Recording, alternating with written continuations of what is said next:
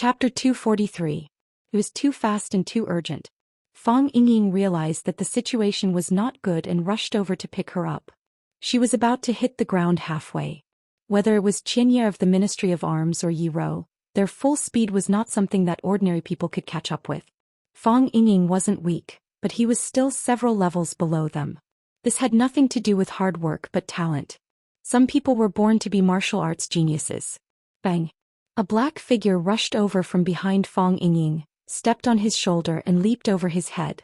He jumped up high and caught Yi Rou's body, who had lost control of her body, and held her in his arms. A cool breeze blew and the moonlight shone leisurely. Yi Rou opened her eyes and saw Fang Yan's worried eyes. Her beautiful eyes were instantly filled with anger and she said angrily, "Why are you here? Why are you here?" Fang Yan asked with a smile. "I'm here to challenge the Thousand Leaves Military Department," Yi Wen said. "I also want to challenge the Thousand Leaves Military Department. He's the one I want to challenge. This is my battle. What are you doing here?" Yi Rou was furious. This feeling was too embarrassing. It was just like when he was a child and suddenly wanted to steal his cousin's makeup box to put on makeup for himself. In the end, he found a pair of eyes peeking at him from the window halfway through. She flew into a rage and her eyes disappeared with a grin. From then on, she had the nickname Monkey King. She swore that she would beat up Fang Yan every time she saw him. "Miss, are you being reasonable?" "Alright, I know you've always been unreasonable. But first come, first served, right?" Fang Yan explained patiently, "He is my opponent. Even if you want to challenge him, you'll have to be behind me. Who set the rules for queuing? I want to challenge him now, I'm willing. If you're not convinced, hit me." This woman was always like this, making it impossible for people to talk to her nicely. All they wanted was a good fight. Before Fang Yingying could have the time to think, how could Fang Haohen run faster than me? He heard Fang Haohen shouting, "Junior Martial Uncle," from behind. It turned out that youngest Martial Uncle was here. Fang Yingxiong finally stopped his running fat body with great difficulty and sprinting forward. If Junior Martial Uncle came, then there was nothing for him to do. Otherwise, if Junior Martial Uncle misunderstood that he wanted to steal his woman, then it would be big trouble. After all, who would be willing to have a handsome rival by the side of the woman they like? Bang! Only then did Fang Yan land with Yi Rou in his arms. "Put me down," Yi Wen said. "You're hurt. Put me down." Yi Rou became even more domineering. Ignoring him, Fang Yan looked at Chiba Baryoshi and said, "My wife and children are immature and have caused you trouble. I'm sorry. I'm afraid of losing and death, but I'm most afraid of retreating. I'll be there on time for the Battle of One Sword Peak. Don't worry." Fang Yan smiled at Chiba Baryoshi and walked back with Yi Rou in his arms. Fang Yingying and Fang Haohen looked at each other and followed him cautiously. Chiba Baryoshi stood there, looking at the backs of Fang Yan and the others with a worried expression. Chiba Baryoshi and Qing Yin walked over, and Chiba Baryoshi said happily, "Father, you won again." Yes, his father won again. He had won countless times since he was old enough to understand things. He had witnessed some of the battles with his own eyes, but most of the battles had become stories and legends. His father was the sword god of Japan, a figure deified by Japanese warriors. Winning was a habit for him. So was Chiba Baryoshi. Chiba Baryoshi didn't respond. He just stood quietly in the cool breeze under the moonlight. "What are you worried about, master?" Qing Yin asked. Chiba Baryoshi was still a child after all, and Qing Yin was more mature and sharper. "I won and Japan lost," Chiba Baryoshi said. "How can one person's victory offset the loss of a country?" "Father, master." Chiba Baryoshi and Qing Yin were confused. They didn't know why Chiba Baryoshi said that. If he won, it meant that Japan had won. Because he was the pride of Japan, one of the representatives of Japanese warriors. How could the Japanese have lost? "In Japan they call me the sword god. Everywhere I go they worship me," Chiba Baryoshi said in a low voice. He didn't feel very proud because of this. Chiba Baryoshi smiled and said, "Father, that's the supreme honor you earned with your own strength. You deserve it. Father has always been my goal and also the goal of thousands of Japanese warriors." Chiba Baryoshi shook his head and said, "That's what I'm worried about. When they see me they all keep quiet and worship me like a god. But that's not what I want. I want them to have the courage to draw their swords against me." In Japan, no one has the courage to draw their swords against me. In Wuxia, I've already met two. Even the two men who don't dare to look me in the eye have the determination to die, Chiba Baryoshi said. Japan lost. Chiba Baryoshi looked at his father with more love, and Qing-in looked at his master with more respect. Chiba Baryoshi served the country and the people. The hatred of the country and the hatred of the family was the future of a martial artist. Even the man who was the Japanese sword god could not abandon all human emotions. He would love because he loved and hate because he hated. Now he was worried about the young man's desire to die and the martial arts heritage of Japan. Chiba Baryoshi turned around and said, "The brave are fearless. Let's work hard together."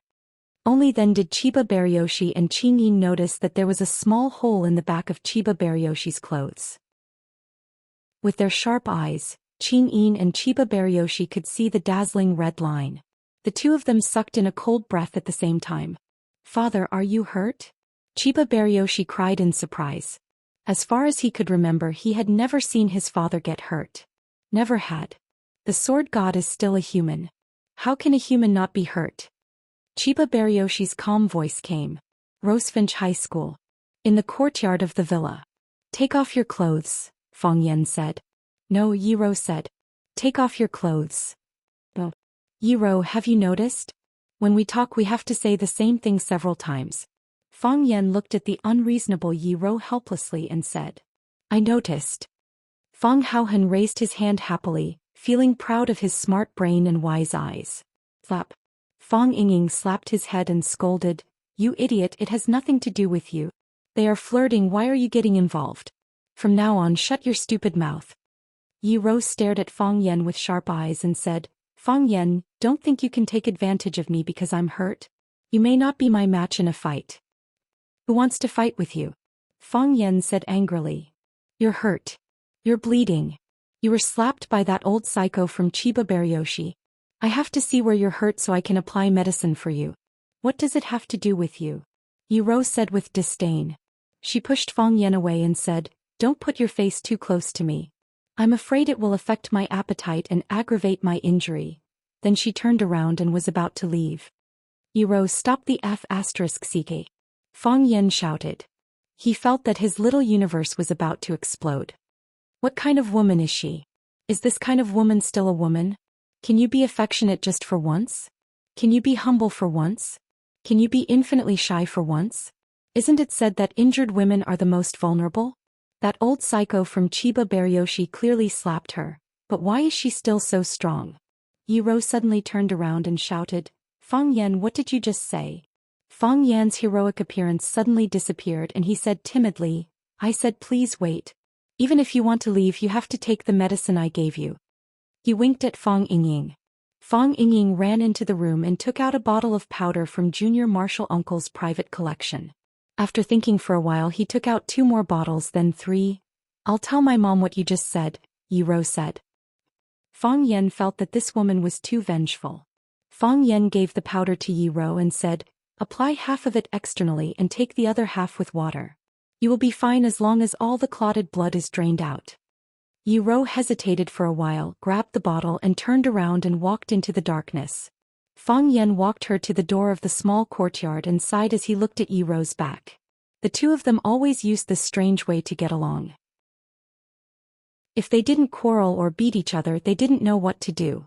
Fong Yingying and Fong Haohan came over and Fong Yingying said, "Miss He saved us. If she hadn't gone in time, Fong Haohan and I wouldn't have been able to come back. She's a good person." Miss He didn't want to stay because she was worried that she wouldn't have a place to sleep at night. Fong Haohan added. Fong Yen just remembered something and turned around to look at Fong Yingying and Fong Haohan with a sneer. Fong Yingying and Fong Haohan were scared and their legs were trembling. Fong Yingying said hurriedly, "Junior Marshal Uncle, I think I was hurt by the sword energy today. I'll go back and apply some medicine. I'm sleepy too." Fong Haohan was also quite smart and he turned around to escape.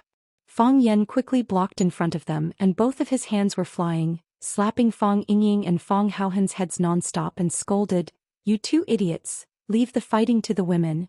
Why did you run over there? You two uneducated guys, do you know how to write the word, death?" Chapter 244. Junior Martial Uncle, don't fight. You can't fight anymore. Fang Yingying yelled while covering his head. He just called me an idiot. If I continue to fight now, I'll be a retard.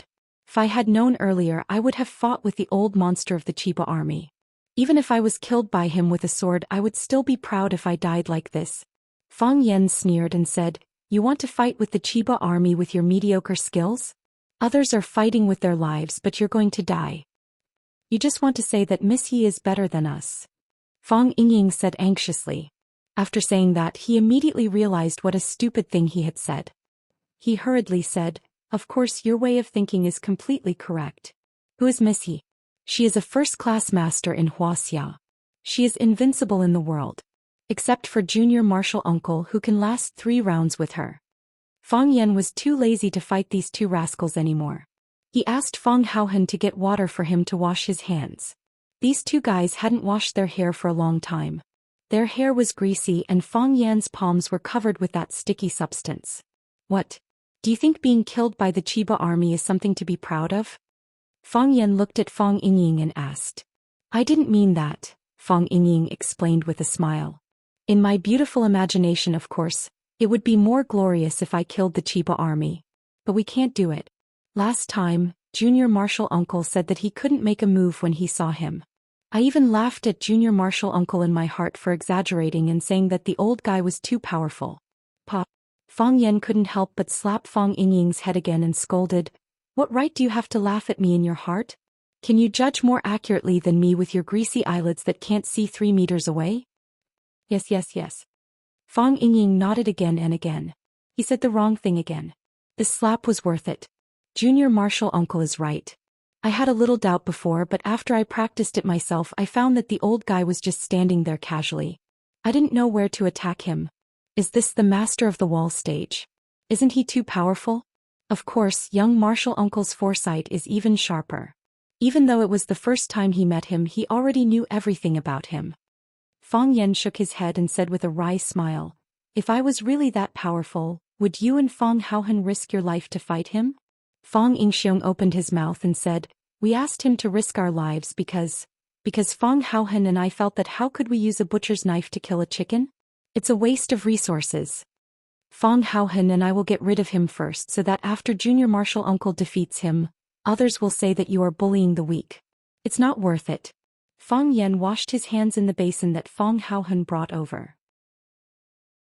He looked at Fang Yingying and Fang Haohen seriously and said, I know that you are worried that I can't beat the Xianxia army. You are worried that I will be injured or even die. So you 2 idiots went by yourselves. With your mediocre skills, wouldn't it be a dead end if you went? You haven't reached that level yet, so there is no way to know how powerful the Xianxia army is. Even his disciple will be a rare opponent for you. You are afraid that I will be injured, afraid that I will die. Am I not afraid that you 2 will be injured? Am I not afraid that you 2 will die? This is my battle and my responsibility. Since he came to me, even if I die in battle, I will keep my promise. This has nothing to do with my personal honor or face. It is for the dignity of all the warriors in Wuxia. If I lose, there will be another person who will challenge me. If I die, there will be another person who will come out to avenge me. Fang Yan patted Fang Yingying on the shoulder and said, But I don't want the next person to be you because I know that you will lose and die. You just need to live like this. Even if I am gone, you can still take care of my parents and the old drunkard for me. So you are more valuable alive than dead. Don't do such stupid things in the future. Don't die so easily. Fang Yan turned and left, leaving Fang Yingying and Fang Haohen in a daze in the courtyard. Fang Haohen was emotional. His eyes were red and tears flowed out. He said in a choked voice, Fang Yingying, I want to kill those bastards. Why did they bully Junior Martial Uncle? Fang Yingying also cried. He looked even sadder than Fang Haohen. Fang Haohen looked at Fang Yingying and comforted him. Hero, don't worry. Junior Martial Uncle will be fine. His martial arts are so good that the old monster might not be able to defeat him. Fang Yingying wiped his tears with his sleeves and said, Junior Martial Uncle used my clothes to wipe his hands. The water dripped onto my neck. It was still early winter in Huaqing, but winter in Yanjing was already extremely cold. Jiang Qin and Yuan Lin looked at the fewer leaves on the locust tree, and they felt better and better. After a while, it should be snowing in Beijing, right? Jiang Qin and Yuan Lin were both from the south. It was Jiang Qin's first time walking out of Huaqing. Yuan Lin spent most of her time in Huaqing, apart from occasionally accompanying her parents to the north in spring and autumn. So the two of them had actually never seen real snow. So they had been looking forward to the arrival of the first snow of the year. They were looking forward to making snowmen in the snow, having snowball fights, and even hugging the person they liked in the snow. Jiang Qin was wearing a white training suit, while Yuan Lin was wearing a black one. The slim and soft training suit outlined the girl's figure extremely well, causing the two boys next to them to keep peeking at them. The two boys were Jiang Qin and Yuan Lin's classmates, and they could be regarded as fellow apprentices. After Mao Xianping, who became famous after successfully training Xia Tian, retired from the music academy, he specially took a practice room in the school to train his disciples. Before Xia Tian sent Jiang Qin and Yuan Lin here, there were already two guys who were one step ahead of him. The tall and thin guy was called Guanyu, the son of the famous domestic film and television star Gu Qinyun. He inherited the excellent genes of his parents and was very handsome. The other boy, who looked very gentle and elegant with glasses, was called Huang Yida. He usually looked very low-key, but he always had a superior arrogance. No one knew what his family background was. An old man with slicked back hair was lying on a chair with his eyes slightly closed, looking like he was about to fall asleep. Jiang Qin's body was sitting in front of a guzheng, his body slightly leaning forward, his fingers gently fiddling with the guzheng. The sound of the guzheng was clear and pleasant. "Stop." Mao Xianping suddenly opened his eyes and shouted loudly. Jiang Qin quickly stopped and looked at Mr. Mao Xianping helplessly. She knew that she had played something wrong again.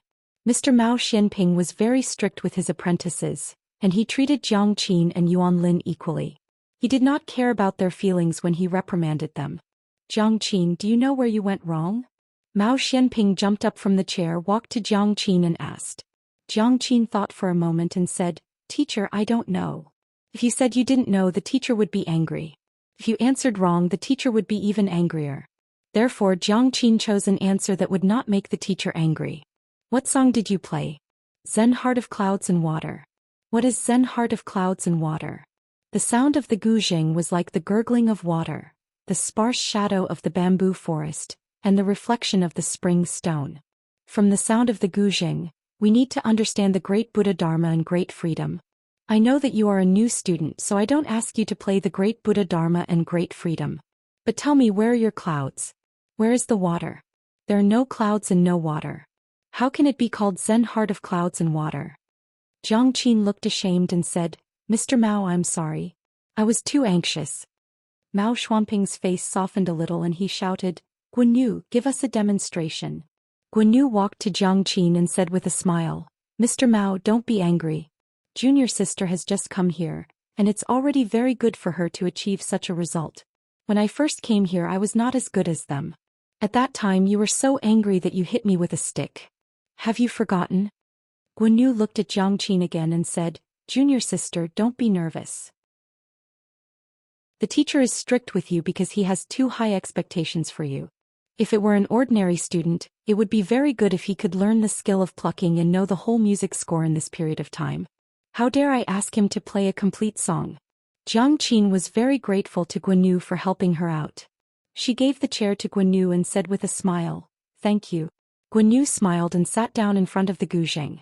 After adjusting the rhythm of his heart, he gently exhaled a mouthful of turbid qi, and then his fingers gently stroked the strings of the guzheng, and a beautiful tone jumped out. It had to be said that Guanyu was indeed a bit talented in guzheng. The room was very quiet and everyone was listening carefully. You could see the clouds and water, see the harmony of the clouds and water, and hear the solemn Buddha voice. At the end of the song, everyone applauded warmly. Bao Xianping pointed to Guanyu and said, "There are some flaws. Clouds and water flow slowly, not too fast. If you use too much force, it will not be beautiful." Guanyu quickly stood up and said gratefully, "Thank you for your teaching." Bao Xianping looked at Jiang Qin and asked, "Do you understand?" "Understood." Jiang Qin nodded. Mao Xianping was very satisfied with his disciple's studious attitude and said, "It's good that you understand. The ancients pay attention to having a well-thought-out plan. If you have wind and clouds in your heart, Then the music you play will be able to create a storm. You are very talented and I hope you can go further on this path. Thank you, teacher. Jiang Qin sincerely thanked him. Mao Xianping waved his hand and said, okay, go eat. After Mao Xianping left, the students began to pack up their things and went to the bathroom to take a shower and change their clothes. When Jiang Qin and Yuan Lin changed into sweaters and down jackets and walked out, Guanyu and Huang Yida were already waiting at the door. Guanyu stood up and took the initiative to greet the two girls. He said, I just discussed with Ida. Although we are brothers and sisters, we haven't even had a chance to have a meal together after being together for so long. Teacher must be very sad if he knows that our relationship is so estranged. It's me and Ida who didn't do a good job. Two little sisters, how about giving me some face and having a meal together today? Chapter 245. When school reopened, it was normal for new classmates to gather together for a meal. When Jiang Qin and Yuan Lin had just entered middle school, Yuan Lin, the rich little girl, took 6 girls in her dormitory to eat at Pizza Hut. A meal that cost a few hundred yuan was really not a negligible amount of money for a middle school student. According to the relationship between the teacher and the teacher, the relationship between Jiang Qin, Yuan Lin, Huang Yida, and Guanyu was closer than that of their former classmates. Because the 4 of them were disciples of teacher Mao Xianping. They were not only classmates but also fellow apprentices. In the future they should help and take care of each other when they entered society. One must know that in the current entertainment circle, the proportion of students who graduated from the 2 famous schools, Shangying and China Film, was extremely high. They hugged each other and there were many small circles in the big circle. It was easy to become popular by helping each other and hyping each other. Guanyu was the senior apprentice brother, so he naturally had the responsibility and obligation to organize the meal. Moreover, he was very good at talking and he even brought up teacher Mao Xianping. If Jiang Qin and Yuan Lin still refused at this time, it was really unreasonable and inexplicable. Jiang Qin and Yuan Lin looked at each other and Jiang Qin said with a smile, okay, this should be done. My treat. What do you want to eat, little sister? Huang Yida put on a cool face and his forthright manner when he spoke was very likable. It doesn't matter what we eat. Jiang Qin said with a smile. However, we have to invite teacher Mao. Just now, senior apprentice brother Gui said that this is our first gathering. If we don't invite teacher Mao to such a meaningful gathering, how sad will he be? Invite the teacher. Guanyu and Huang Yida had a look of rejection. Who would want to eat with the teacher? Yes, we like to eat with the teacher. Yuan Lin said happily. The eyes of the 2 girls became bright. The teacher they liked to eat with was called Fang Yan. I'll make the call. After Jiang Qin said that, he took out his phone from his pocket and dialed Mao Xianping's number. Mao Xianping had just separated from his students. He was a little surprised to receive a call from Jiang Qin. Jiang Qin and Yuan Lin were recommended by Xiachen.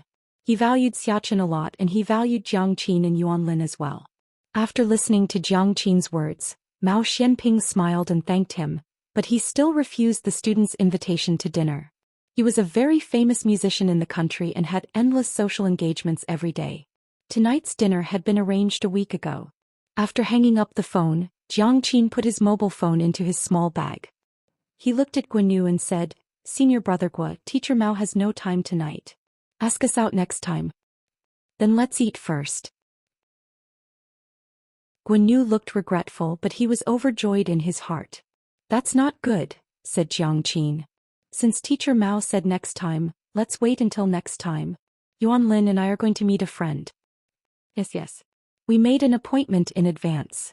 Yuan Lin nodded repeatedly. Senior brothers, I'm sorry. The 2 girls jumped away. Guanyu and Huang Yida stood in the same place and looked at their backs in a daze. What a smart little girl. Guanyu said with a smile. She's young but she has a lot of ideas. She refused us and left us speechless. This is treating us like wolves. Huang Yida said with a bad face. Teacher Mao doesn't have time but they don't have time? Teacher Mao isn't here and they don't even have the guts to have a meal with us? Guanyu looked at Huang Xianping with a smile and said, Are you a wolf? What about you? Huang Yida asked. The revolution has not yet succeeded. Comrades still need to work hard. The 2 waved their hands and walked in opposite directions, one on the left and one on the right. Dead leaves fell and a thick layer of leaves piled up on the ground. Not knowing whether the cleaners were too lazy or deliberately adding a touch of romance to the autumn, no one swept the leaves into the trash can. Therefore, the campus couples held hands and stepped on the leaves, making clicking sounds.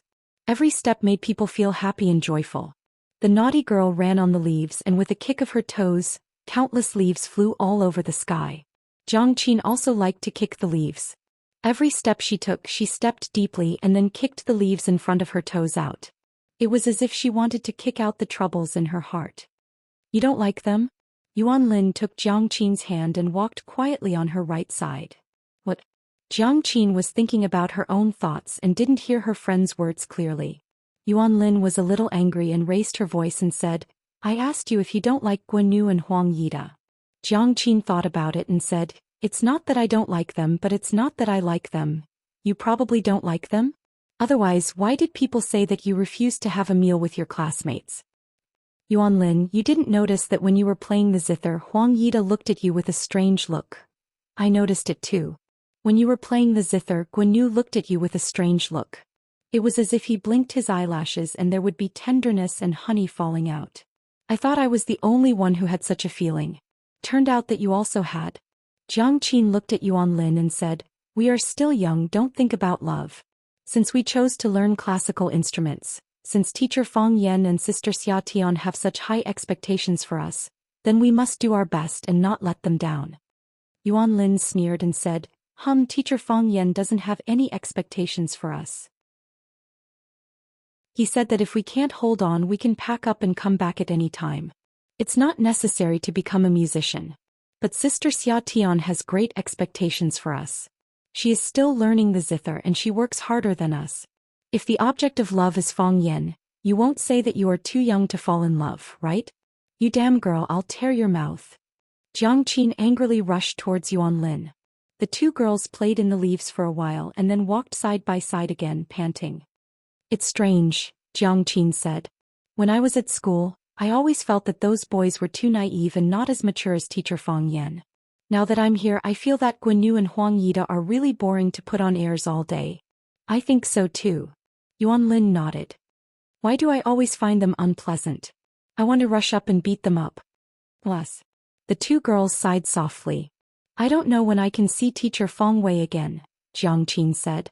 It's the first time I've left home and it's so far away. I really miss Mom's braised pork, Dad's dumplings, and Mr. Fang. Mr. Fang said that he is from Yanjing. When the students are on holiday, he will come to see us, Yuanlin comforted. Mr. Fang said that he should solve problems with his head in the future. You did a good job just now, Yuanlin said. What does he use to solve problems? Fists. The two girls looked at each other and then laughed. Xianxia stopped talking and Yuanlin also became silent.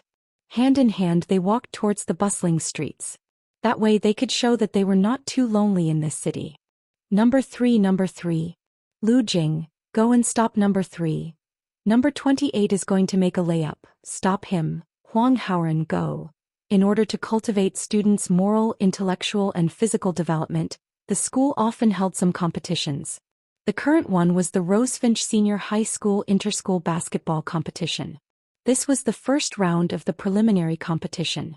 According to the rules, the first, second, and third years would each send a team to compete for the title of the school champion. Fang Yan ran to the office to draw lots, but he drew the 9th class and the 11th class, which had the highest basketball level together. The 11th class was a special enrollment class. What was a special enrollment class? It meant that the students had a special skill and could be admitted to Rosefinch Secondary with extra points. Some were good at drawing, some were talented in music, and some were good at calligraphy. Of course, most of them were good at sports. Because during the recruitment test, if you say you can draw well, then you have to draw well. If you said you were talented in music, then you had to shout. If you said you were good at calligraphy, then you had to write a beautiful essay. However, if you said you were good at sports, as long as you were strong enough, then you had extra points. As a result, several big guys and 1.8-meter-tall men appeared in class 11. When they walked together, it was a beautiful scene in the school. It was a tough game.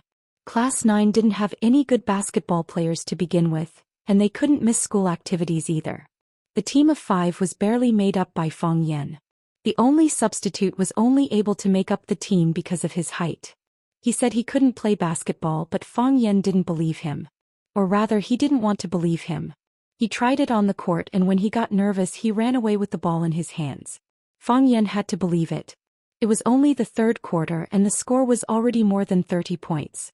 58-12. The ninth class 21 points were almost all scored by Huang Haoren alone. He wasn't tall and he was very short-sighted, but his three-point shot was very beautiful. Huang Haoren got the ball again, sprinted and jumped. Fang Yan clenched his fists. He knew that as long as Huang Haoren had a chance to get the ball, he would be able to get the 3 points. Although Fang Yan knew that they were going to lose this game, he didn't want it to end here. He could teach anything, but he would teach his students to give up. Huang Haoren, come on. The cheerleaders finally got a little bit of spirit. They were also stunned by the 11th class. The gap was getting bigger and bigger and their voices were getting smaller and smaller. Finally there was no sound. If it weren't for Fang Yan's strict discipline, they wouldn't want to watch anymore. Huang Haoren raised his arm and his wrist gently hooked. Bang. A giant appeared in front of him and slapped the ball on Huang Haoren's face. Pop. Huang Haoren's body fell on the solid concrete floor and he didn't move. Chapter 246. While the others were shocked and at a loss, Fang Yan had already run toward Huang Haoren. He didn't casually carry Huang Haoren's body. He just squatted down and shouted, Huang Haoren. Huang Haoren. Huang Haoren finally opened his eyes. With a painful expression on his face he said, Teacher, he broke the rules. He wanted to raise his right hand to show Fang Yan, but he couldn't lift it. His back hurt badly as if his spine was about to break. Fang Yan didn't need to lift it up to see that Huang Haoren's right hand was purple and red. Even his wrist was swollen. Obviously the guy slapped the back of Huang Haoren's hand. Because he used too much force, Huang Haoren's wrist couldn't bear the heavy pressure and sprained it when he fell to the ground. He's bleeding, he's bleeding. The students of the 9th class gathered around and looked at Huang Haoren, who was lying on the ground with concern. The back of Huang Haoren's head was smashed, and the blood stained the dark cement. It looked a little shocking. It was good that he could talk. Fang Yan picked up Huang Haoren and said, I'll take you to deal with it. In order to do a good job of protection, the school doctor patrolled around several competition courts. Seeing an injured team member, he immediately went to the court to treat him. The team doctor was invited by the students. After checking Huang Haoren's wound, he said, It's no big deal. He still knows how to protect himself. When he fell to the ground, his head was stiff. But the injury on his back is serious. I'm afraid he'll have to rest for a few days. Fang Yan checked Huang Haoren's spine. There was no danger of fracture or dislocation. He said, It's good that he's fine. It doesn't matter if he rests for a few days. After being busy for a while, Huang Haoren was escorted to the infirmary by the study commissary to disinfect and rest. Fang Yan looked at the bulky student who had slapped Huang Haoren and was now drinking Coke and laughing with his teammates. He walked over and slapped the bulky student's head. Li, who was angry and shouted angrily, Why did you hit me? Injuries are unavoidable in a basketball match. I didn't do it on purpose. What right do you have to hit me? So what if he was a teacher? Does that mean teacher can beat people as he pleases? Tiger Li's teammates were also very angry. A few big guys surrounded Fang Yan in the middle. If there was any disagreement, they would press him down in the middle and give him a beating.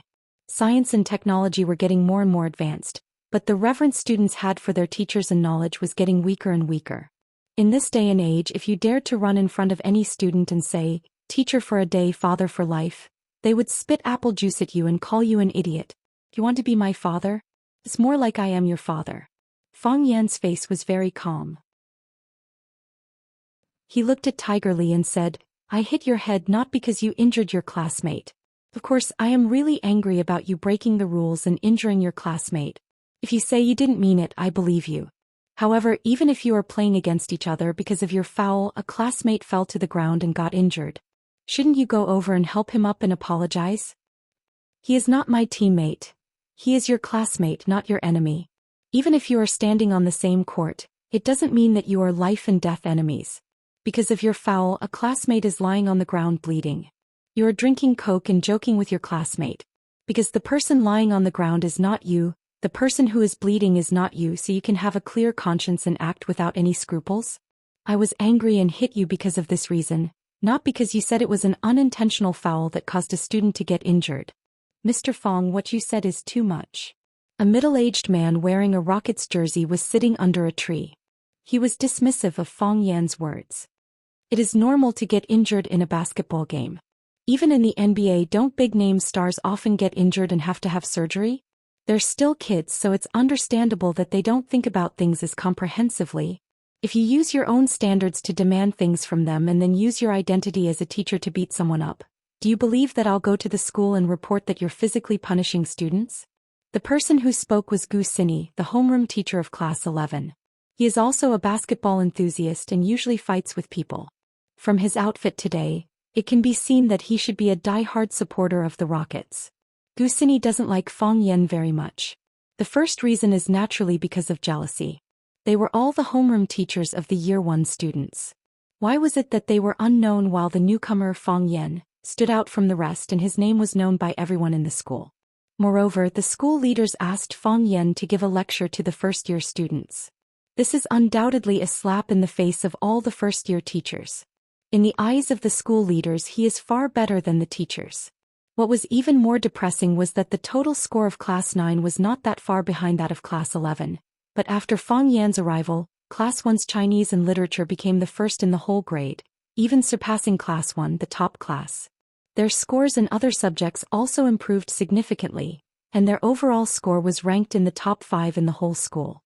The school leaders said at the teachers' meeting that it is not just the number of the class that is ranked at the bottom. Look at Class 9, isn't it a good example? The faces of the homeroom teachers at the back of Class 9 darkened on the spot. It is not that they don't work hard. They also want their students to be in the top 3 in the whole grade. However, how can it be so easy? When you are working hard, others are also working hard, okay? The homeroom teachers in front of Class 9 looked even more embarrassed. What does this mean? At that time, the students were divided according to their grades. Now the students at the back of the line are in front of them. Doesn't this mean that they are incompetent?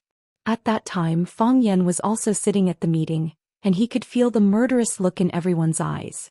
The Norwegian fishing boat returned to the harbor, but the sardines caught by the fishermen were already dead. Only the sardines caught by Hans were still alive. It turned out that Hans put a few catfish, the natural enemy of the sardines, into the transport trough together with the sardines. Because catfish eat meat, the sardines became nervous after being put into the trough. In order to avoid being eaten by their natural enemy, the sardines desperately swam, thus preserving their strong vitality so they survived. If the other teachers are compared to sardines, then Fong Yan is the catfish in the fish trough. The school leaders hope that Fong Yan can stir up the competition in the school even more, and Fong Yan does not mind being such a catfish. If every teacher thinks about how to improve the academic performance of the students will benefit in the end. This is also what Fong Yan wants to see. Gu Xini hates Fong Yan more than the other teachers, because his uncle was implicated in Fong Yan's incident and was transferred. Gu Xini's uncle, Gu Yunfan, is the logistics director of Rosefinch Secondary, which is the most lucrative position in the school. This is because when Fong Yan entered the school, he assigned Fong Yan a utility room with a leaky roof. In fact, Fong Yan really did not take this matter seriously, and he has never even seen Gu Yunfan. However, after a series of power struggles and changes in ownership, Rosefinch High is now owned by the former vice principal Lu Chaoga. After Lu Chaoga left Rosefinch, Fong Yan became Lu Chaoga's spokesperson in the school. Moreover, there are rumors that Lu Chaoga is the mysterious woman behind Fong Yan. Therefore, Gu Yunfan's position as the logistics director is not suitable. After the school leaders' research and adjustment, Gu Yunfan is now the vice chairman of the school's education committee. A position with a low level, low salary and almost no authority. Gu Yunfan is holding back his anger in his heart and scolds Fong Yan several times at home. Gu Xini is Gu Yunfan's nephew and he can enter Rosefinch because of Gu Yunfan's support. Without such a big backer, his heart naturally hates Fong Yan. Fong Yan feels Gu Xini's hostility towards him, but he thinks that he is too good to be pleasing to the eye. Who asked him to be the natural enemy of sardines? Fong Yan looked at Gu Xini with a serious face and said, "Teacher Gu, you can't say that. A great person said that education should start from a child, and the quality of students should be taught from an early age. This has nothing to do with the student's age, and it has a close relationship with whether he has the quality of unity and helping each other. Melt at the age of 4 and Huang Xiang at the age of 9 know how to use the fan to warm the quilt. Teacher Gu said that NBA teams often have players who get injured because of fouls and need surgery, but I have also seen players pull up players who don't belong to the same team from the ground. Can't they just pull up their classmate and say hello out of concern? If this is the case, what is the point of us working so hard to pass on knowledge to them? What is the point of such students to our society as a whole? Hearing Fang Yan's words, the other students also echoed in agreement. Yes. This is clearly a performance of lack of quality. This is not playing basketball at all, this is beating people. Huang Haoren's hand is swollen from their beating. The students of Class 9 also gathered around. Tangqing stood behind Li Hu. As long as Fang Yan gave him a look, he could put down this group of guys in the shortest time. Gu Xini knew that his students couldn't stand on the side of reason, so he said angrily, Li Hu is wrong. Didn't you already teach him a lesson? Now it's a basketball game, do you still want to play? If you want to play, quickly send someone up. If you don't play, we will win this game. Who wants to talk so much with you? Tangqing. Fang Yan shouted. Yes. Tangqing responded and walked in front of Fang Yan. You go up. Fang Yan said. I don't want to. Tangqing said with a bitter face. It's boring to play with them. Isn't this bullying? I want to win this game. Also from now on, don't let them take a single point. Fang Yan said. If they don't realize their mistake, I will never give this victory to them. Gu Xini sneered and said, basketball is a sport for 5 people. So what if Tangqing plays well alone? Chapter 247. Tangqing made a 3-pointer from the distance. Swish. The ball went in. Tangqing dribbled the ball past people. He passed 1, 2, 3, 4, 5. Whoosh. The ball went in. Tangqing jumped up and dunked. 2 people jumped up from the left and right sides to intercept. Li Hu roared, don't even think about it. He jumped up from the front and used his strong body to hit Tangqing. Plang. The ball went into the basket fiercely. Li Hu's body was knocked to the ground. But until this time, Tangqing's body landed lightly on the ground. He flipped his hair back in a carefree and unrestrained manner, not even a drop of sweat falling down. This made Tangqing feel a little regretful. If he shook his hair to shake off a few drops of sweat, the effect would be better. Of course, for him this was enough. Thank you. Thank you. Thank you. The cheers of the students almost overturned the court. Tangqing's name resounded throughout the campus. There were also countless students rushing towards the court. Of course, most of them were girls. Tangqing was originally Rosefinch's most handsome boy, but he was usually low-key. He rarely showed his talent in any aspect. Today, under the pressure of Fang Yan, he ran to play basketball. Then the girl's blood and passion were instantly ignited.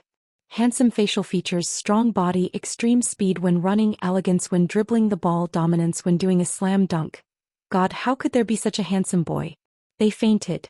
The girls felt that they had difficulty breathing and lost all their strength.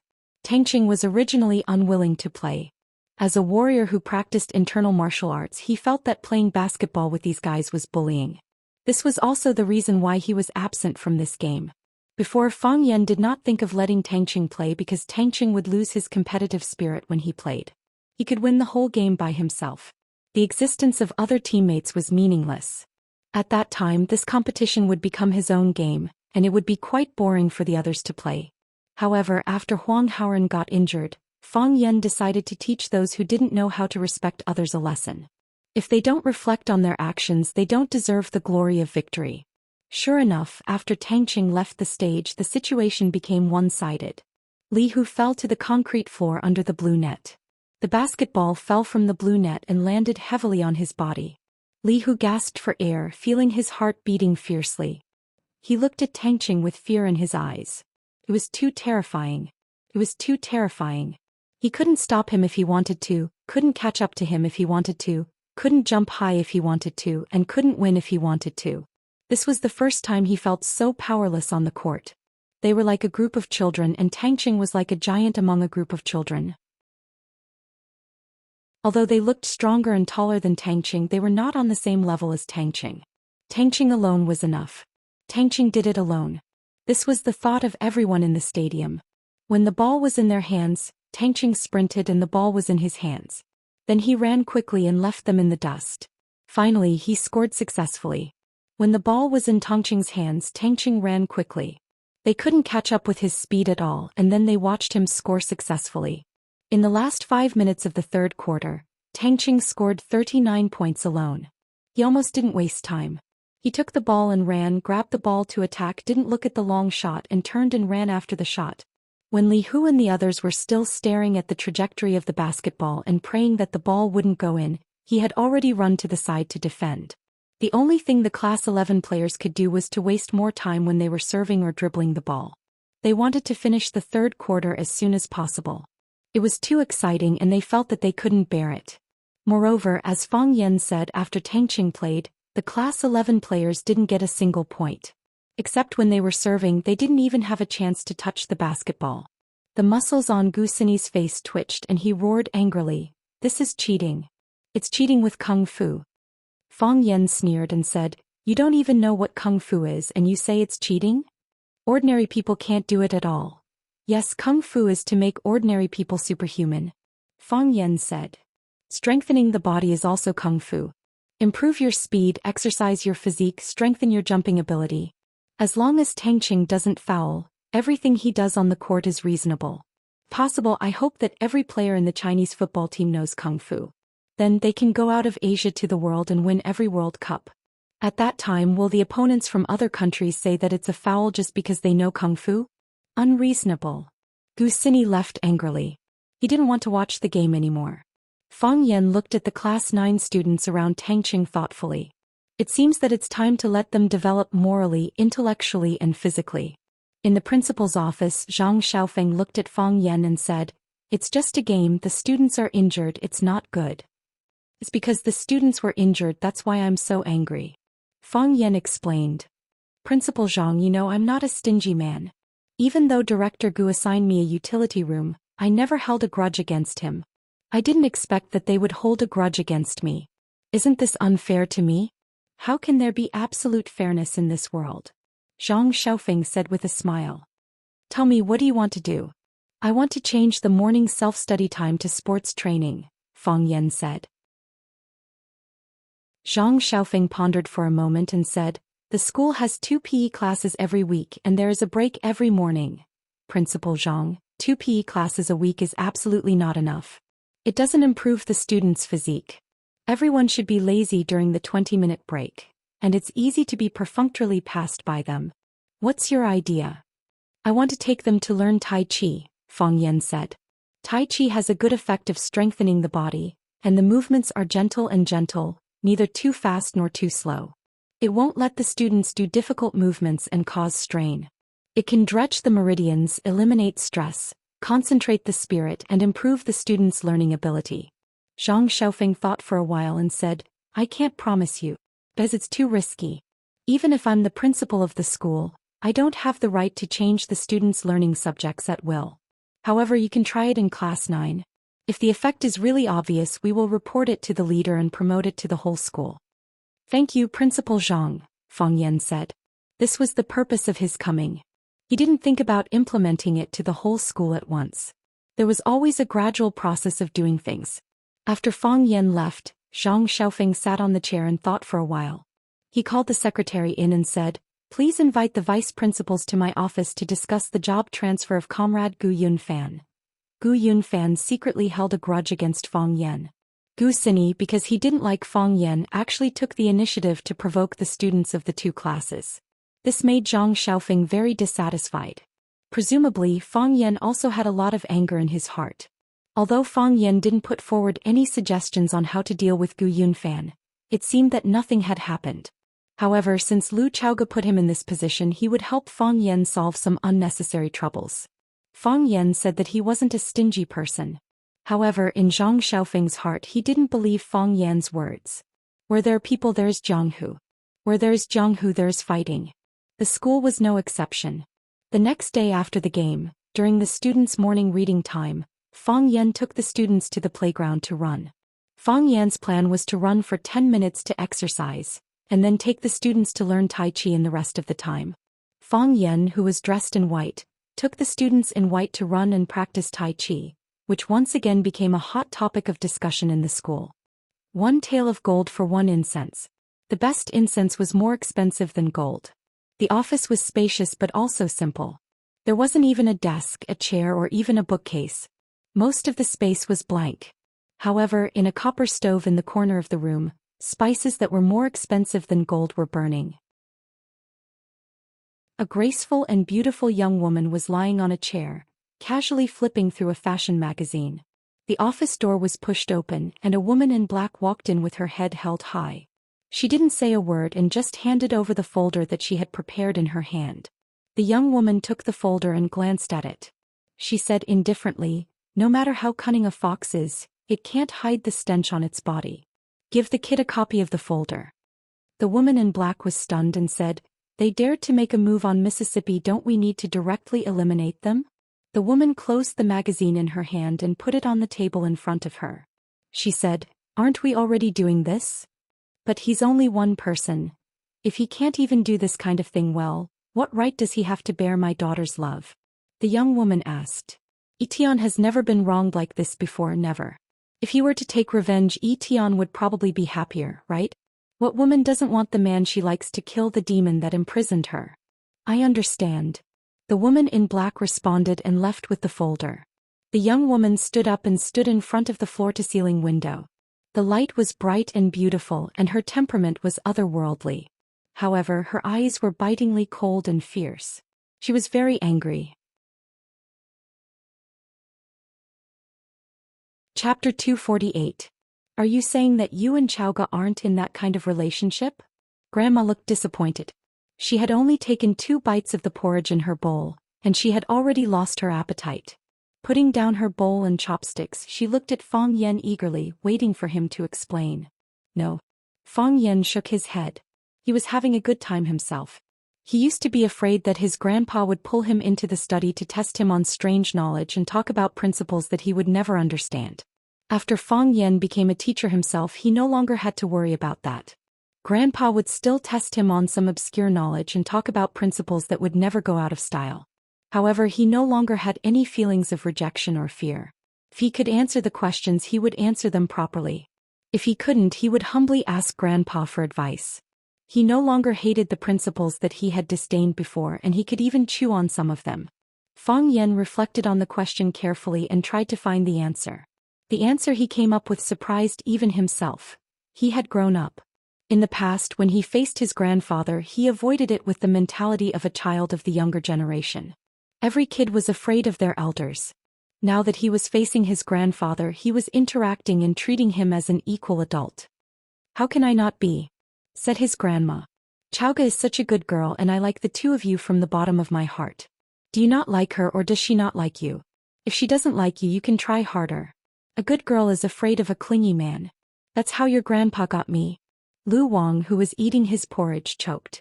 After coughing violently a few times, he said to his wife in dissatisfaction, "Let's talk about the children. Why are you bringing up our old stuff?" Grandma was very angry that Grandpa had called the old story of how he had pursued her in the past. She took away all the dishes on the table and said, "I'm just giving an example. Why are you so sensitive about it? The things in the past were all old seeds and grains. But today the old seeds and grains were not going to serve you. I'll be taking these appetizers away. You can let the new sesame seeds and new grains serve you." "You old woman." Although Lu Gong had a stubborn temper, he was extremely tolerant and considerate to his wife. He didn't smile at outsiders, but he accompanied his wife to go grocery shopping every day. Now that his wife was angry, he also realized that he had said something wrong and said, "Why should we get involved in the affairs of young people?" Lu Gong was very cunning. He changed the topic to Fang Yan and Lu Xiaoga. Sure enough, his grandmother was fooled and said, "Can I not get involved? I've always treated Xiaoga as my granddaughter-in-law, but she's gone just like that. Who wouldn't be angry after encountering something like this?" She then stared at Fang Yan and said, "I wasn't before, but that doesn't mean I won't be in the future. You're not married and neither is little Lu. Just as well. If you don't like her, I'll have to talk to you. You don't even like Xiaoga? What kind of person are you looking for?" After a pause, his grandmother looked at Fang Yan in horror and said, You can't possibly like that female student, right? What female student? Fang Yan was surprised. Don't try to fool me. I've asked around. It said that you have a good relationship with a girl whose surname is Qin. Fang Yan, let me tell you, she's still a child. You're a teacher now, and a teacher should act like a model. Don't hurt others or yourself. Fang Yan wanted to bang his head against the wall and said, Grandma, I know who the female student you're talking about is. But I just treat her as my student and she treats me as her teacher. We have a very pure teacher-student relationship. Was it really like that? Fang Yan felt a little guilty. Moreover, there had been no news from Qin Etienne since that day when he disappeared. Was she doing well? Fang Yan felt a little sad. Is it really like that? His grandmother asked suspiciously. I heard it from someone else's mouth. I heard that you two have a scandal. I also have a scandal with Lu Chaoga. You must have heard it too, right? Fang Yan said grumpily. Yes, I heard it. Your grandpa and I thought you two were a couple because of the scandal, his grandmother said. Besides, you're living in the same house. Why can't you be a couple? I'll ask Chaoga to come to our house for dinner tomorrow and I'll talk to her, his grandmother said. You don't have to worry about it. Fang Yan felt even more depressed. How could he not care that his grandmother was looking for a wife for him? However, he wouldn't argue with his grandmother. He just needed to make things clear. Why should he make things too intense and hurt the old lady's feelings? After dinner, Fang Yan ran away in a panic. He was no longer afraid of his grandpa but of his grandmother, who kept urging him to solve the problem of his life. Every morning he would take his students for a morning run, do tai chi, go to class on time, go to Qingfeng tea house for tea and go to his grandpa's house for dinner. Fang Yan's life was peaceful and comfortable. As the days went by, it was hard to notice the passage of time. If it weren't for the fact that the decisive battle between Fang Yan and the Chiba army was getting closer and closer, Bailey Lu came. When Fang Yan came back from his grandma's house for dinner, he was standing in the yard waiting for him. Fang Yingying and Fang Haohen, the two cowards, were accompanying him. Fang Yan didn't want to ask him how he avoided the security at the school gate and accurately found the courtyard where he lived. It was not a difficult thing for people like them. He was just curious about why Bailey Lu, who had been beaten by him last time, now took the initiative to wander in front of him. Seeing Fang Yan come in, Bailey Lu grinned. His hair was cut and his clothes were changed. He no longer looked like a savage who ran out of Xianxia, and he didn't have the disgusting sour smell on him. He looked fresh and bright when he smiled and he looked like a very attractive man. However, he still had those annoying big mustaches. Bailey Lu saw Fang Yan come back and said, "You're finally back." Fang Yan looked him up and down and said, "You've cut your hair and changed your clothes. I don't remember that you won against me last time. Going back on your word is not what people in Jianghu do, right? Last time I stood on the top of the mountain and shouted at you for a long time. I asked you to go up and fight with me for 300 rounds. You didn't go up. So I won," Bailey Lu explained. "You've become shameless." Fang Yan sighed softly in his heart. How could a disciple of a famous martial arts school become such a rascal? "I learned it from you," Bailey Lu said with a proud face. "After learning it, I found that being a rascal is much more relaxing and pleasant than being a good man who keeps his word.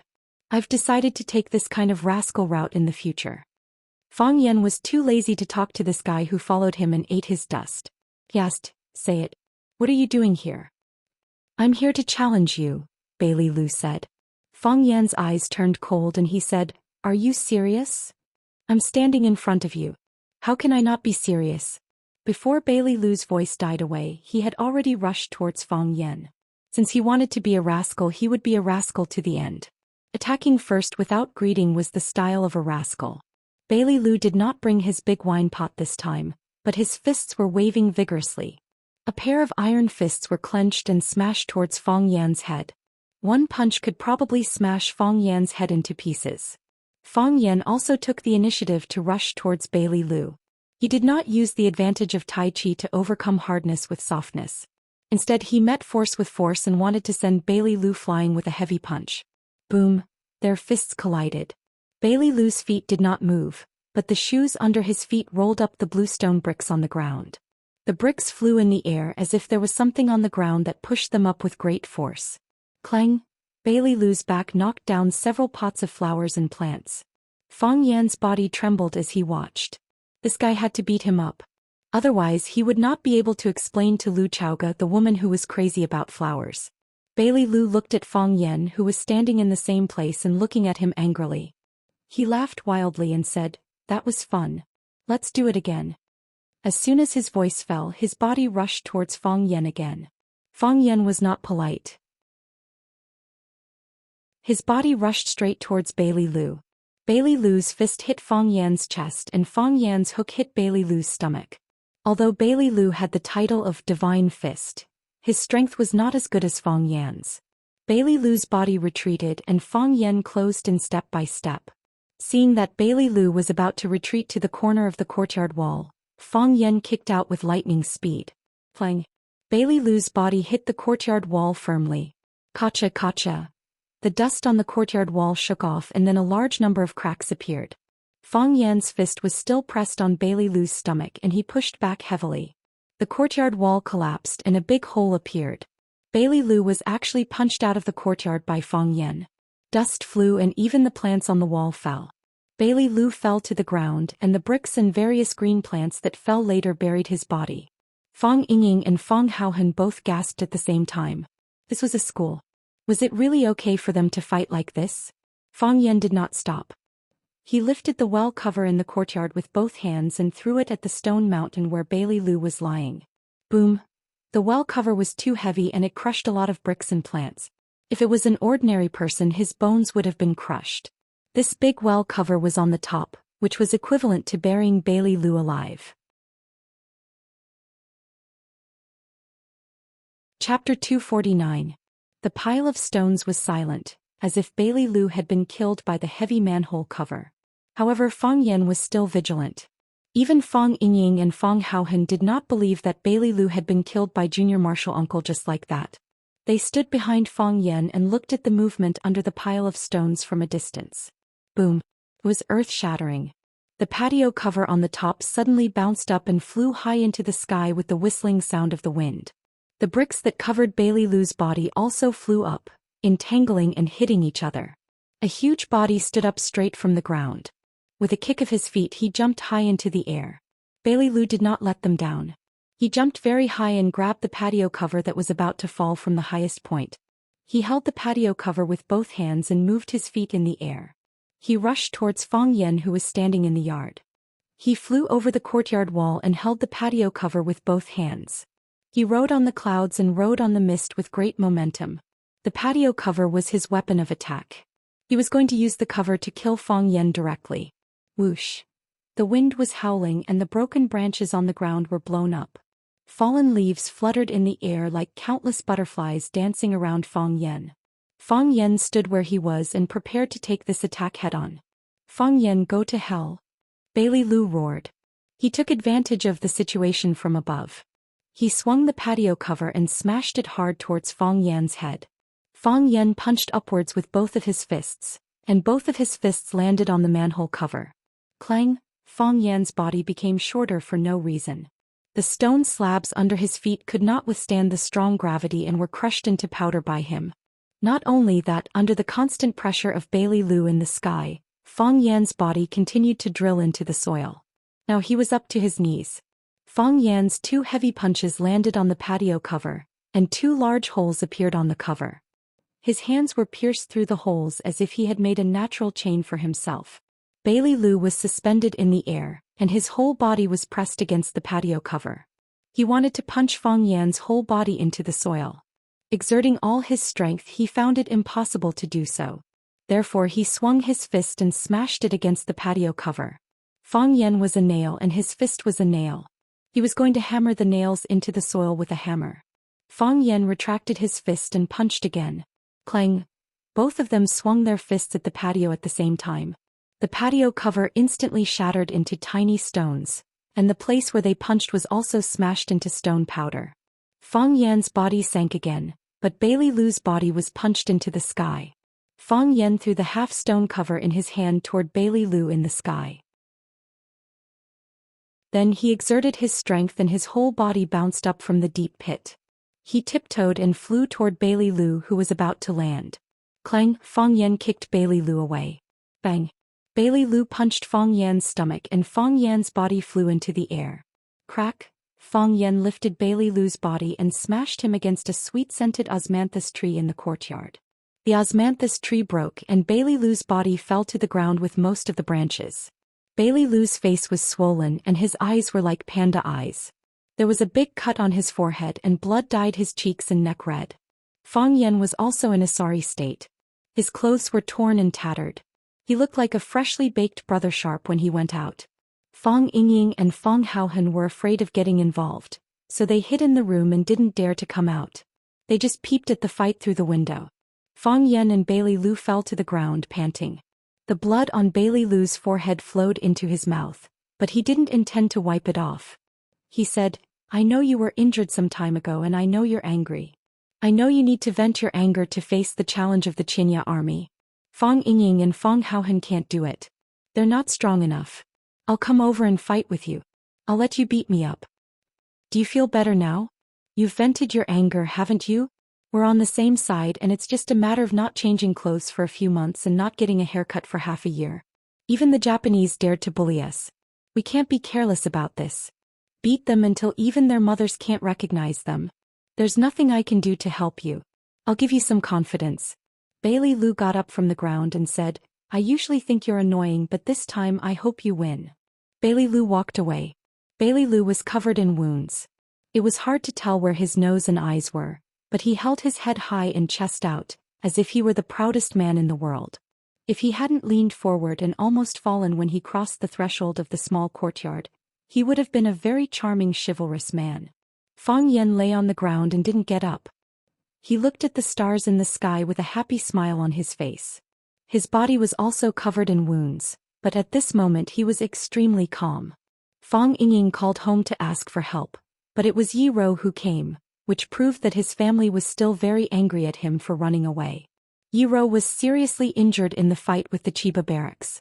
Fong Yan knew how powerful Yi Ro was. He had never won in so many years of competition, which could prove a lot of things. Even Yi Ro couldn't beat him. How high was the kendo cultivation of the Chiba barracks? Could he really beat him? Zhang Yuan was attacked by the arsenal. Qin Etienne's life was unknown and he was shot and bleeding. They didn't give him any information about Qin Etienne, but they sent him a document. They wanted to kill all the people in the document by himself. Fong Yan was very tired. He was also very scared. He was afraid of losing and death. He was also afraid that he would be laughed at because he couldn't beat the Chiba barracks if he lost and died. He was such a proud man. He wanted to escape and refuse. He wanted to hug the thigh of the Chiba barracks and say, "I have a good family and will soon have children. Can we not fight?" However, he couldn't do that. He could do that to Yi Ro, to Bailey Lu, to the old drunkard, to Tangqing, to anyone in Wuxia, but he couldn't do that to the Chiba barracks. As Bailey Lu said, if they fought among themselves, it was just a matter of not changing clothes for a few months and not getting a haircut for half a year. However, if he lost to the Chiba barracks, then the reputation of all the men in the martial world of Wuxia would be tarnished. If he escaped, then all the men in Wuxia would be disgraced. Therefore Fong Yan wouldn't give in at all.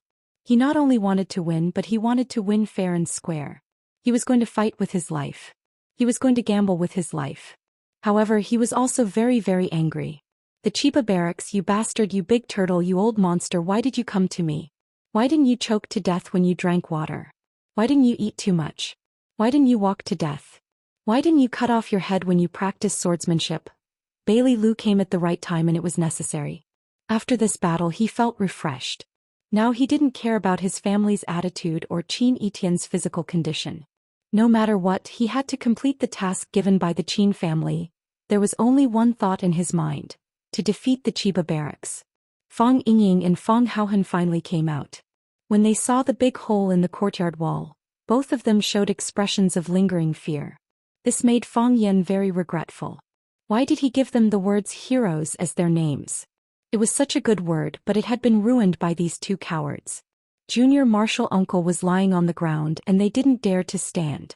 Fong Yingying was lying on the left side of Fong Yan, and Fong Haohan was lying on the right side of Fong Yan. Fong Yingying said, "Bailey Lu is a good person but his character is a little bad." Bailey Lu said that Fong Yingying and Fong Haohan were not good enough because they were not strong enough. This sentence offended both Fang Yingying and Fang Haohen.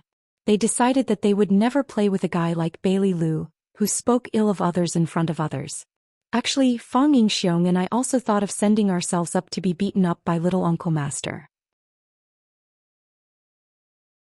However, we were afraid that we wouldn't be able to appease little Uncle Master's anger after being beaten up. Heroes, heroes.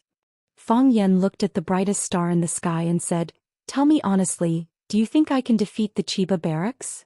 Fang Yingying said without thinking, "Of course. In my heart, Junior Martial Uncle is invincible. Not to mention the Chiba barracks, even if the father of the Chiba barracks came, he would be killed by Junior Martial Uncle with one slap." "I know. You mean that I can only beat the father of the Chiba barracks, right?" Fang Yan asked. You had to listen to the words of Fang Yingying and Fang Haohen skillfully. Otherwise, you wouldn't understand what they meant at all. Fang Yingying touched his nose awkwardly and said, "Anyway, I think Junior Martial Uncle must win." "I think so too," Fang Haohen echoed. Fang Yan sighed softly and said, "You don't think that I can beat the Chiba barracks? Otherwise, why would you go and use that kind of trick on him? I am your Junior Martial Uncle, so you have to stand on my side and cheer me up. Yiro thinks that I can't beat the Chiba barracks, so she came. Bailey Lu also thinks that I can't beat the Chiba barracks, so he came. My parents, grandpa, and the old drunkard all think that I can't beat the Chiba barracks. So they didn't say anything. Everyone thinks that I can't beat the Chiba barracks, but no one stopped me from fighting him. They don't want me to die, but they can only watch me die. To be honest, I'm not angry at all. If the Chiba barracks challenged Yiro wouldn't have backed down. If he challenged Bailey Lu wouldn't have backed down. As long as he challenges the warriors of Wuxia, no one will back down. Martial arts are in the East and the martial soul is in Wuxia. This is not stupidity but pride from the depths of our bones. As we are so proud. Even if they were to die in battle, they would not show any signs of retreat or fear towards them.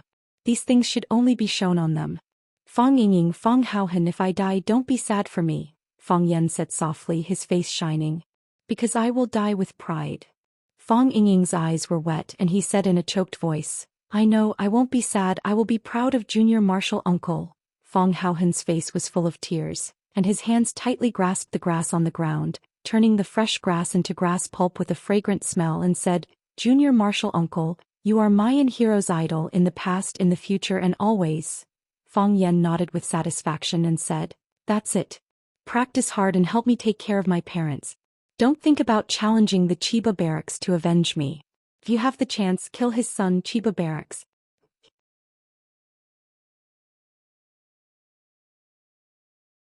Chapter 250. Death is like a lamp going out. The saying is wrong. A lamp could be lit again if it was extinguished, but if a person died and was lit, they would become a jar of bone ash. Therefore Fang Yan cherished his life very much. Whoever wanted him dead, he would make them die a horrible death. Since there was no way out, then he would move forward with a fearless attitude. Fang Yan knew that if he died he would definitely die. Yi Gentle would immediately challenge the Chiba military, then Bailey Lu or Madman Bai from the Bai family, Ho Zhendong or anyone else. It would be fine if the Chiba military lost, but if they won they wouldn't be able to return to Japan alive. Although he was unlucky, the fate of the Chiba military division was even more miserable. After understanding this, Fang Yan became happy again.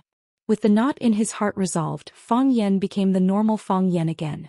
Fang Yan was knowledgeable, witty and incisive. Plus, he knew how to motivate his students. In his class there was endless laughter and cheerful chatter. All of the students liked Fang Yan's classes. Even the language teachers who attended his classes a few times had to admit that Fang Yan was indeed a very good teacher.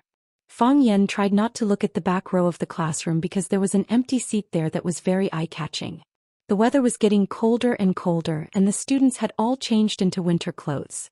In another 2 months, it would be winter vacation and Fang Yan was about to end his first semester of classes. When the bell rang, the students went out to exercise. After taking a sip of tea, Fang Yan walked to the back of the classroom and sat down beside Chiba Kori. Chiba Kori had a sweet appearance and a gentle personality. She wore the custom-made rosefinch uniform, which was very lethal. Although Chiba Keru had not been here for long, she was rather popular in school. Some people said that she was the second most beautiful girl in Rosefinch High School. Except for Qin Etienne, no one was more beautiful than her. Some people thought that she was even prettier than Qin Yitian, because Qin Yitian's aura was so strong that they didn't dare to approach him. However, Chiba Kori was more like an ordinary person. At the very least, they wouldn't feel pressured or nervous when talking to her, and they even dared to joke around with her. Who would dare to joke around with Qin Yitian? Fang Yan took Chiba Kori's beautifully packaged Chinese textbook and asked, "Is there anything you don't understand?" "There are many things I don't understand." Chiba Kori shook her head. The main problem was the language barrier and the cultural differences between countries. Of course, after I understood the meaning of that paragraph, all the problems would be easily solved. It'll just take a little more time. Because you came from Japan, you have to learn more things and put in more effort. Fang Yan said in a calm and gentle voice, like a teacher discussing learning problems with his students.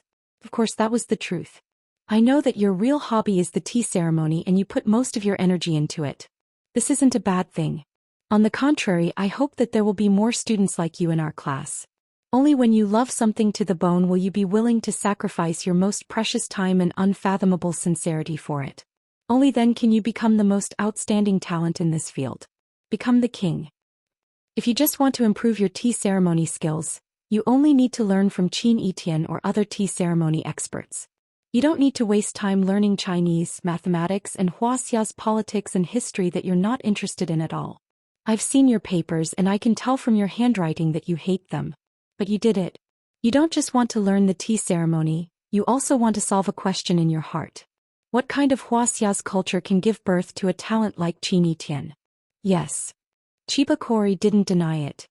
Teacher, I have to go back to Japan eventually. When I return, I will become a tea ceremony master and a teacher.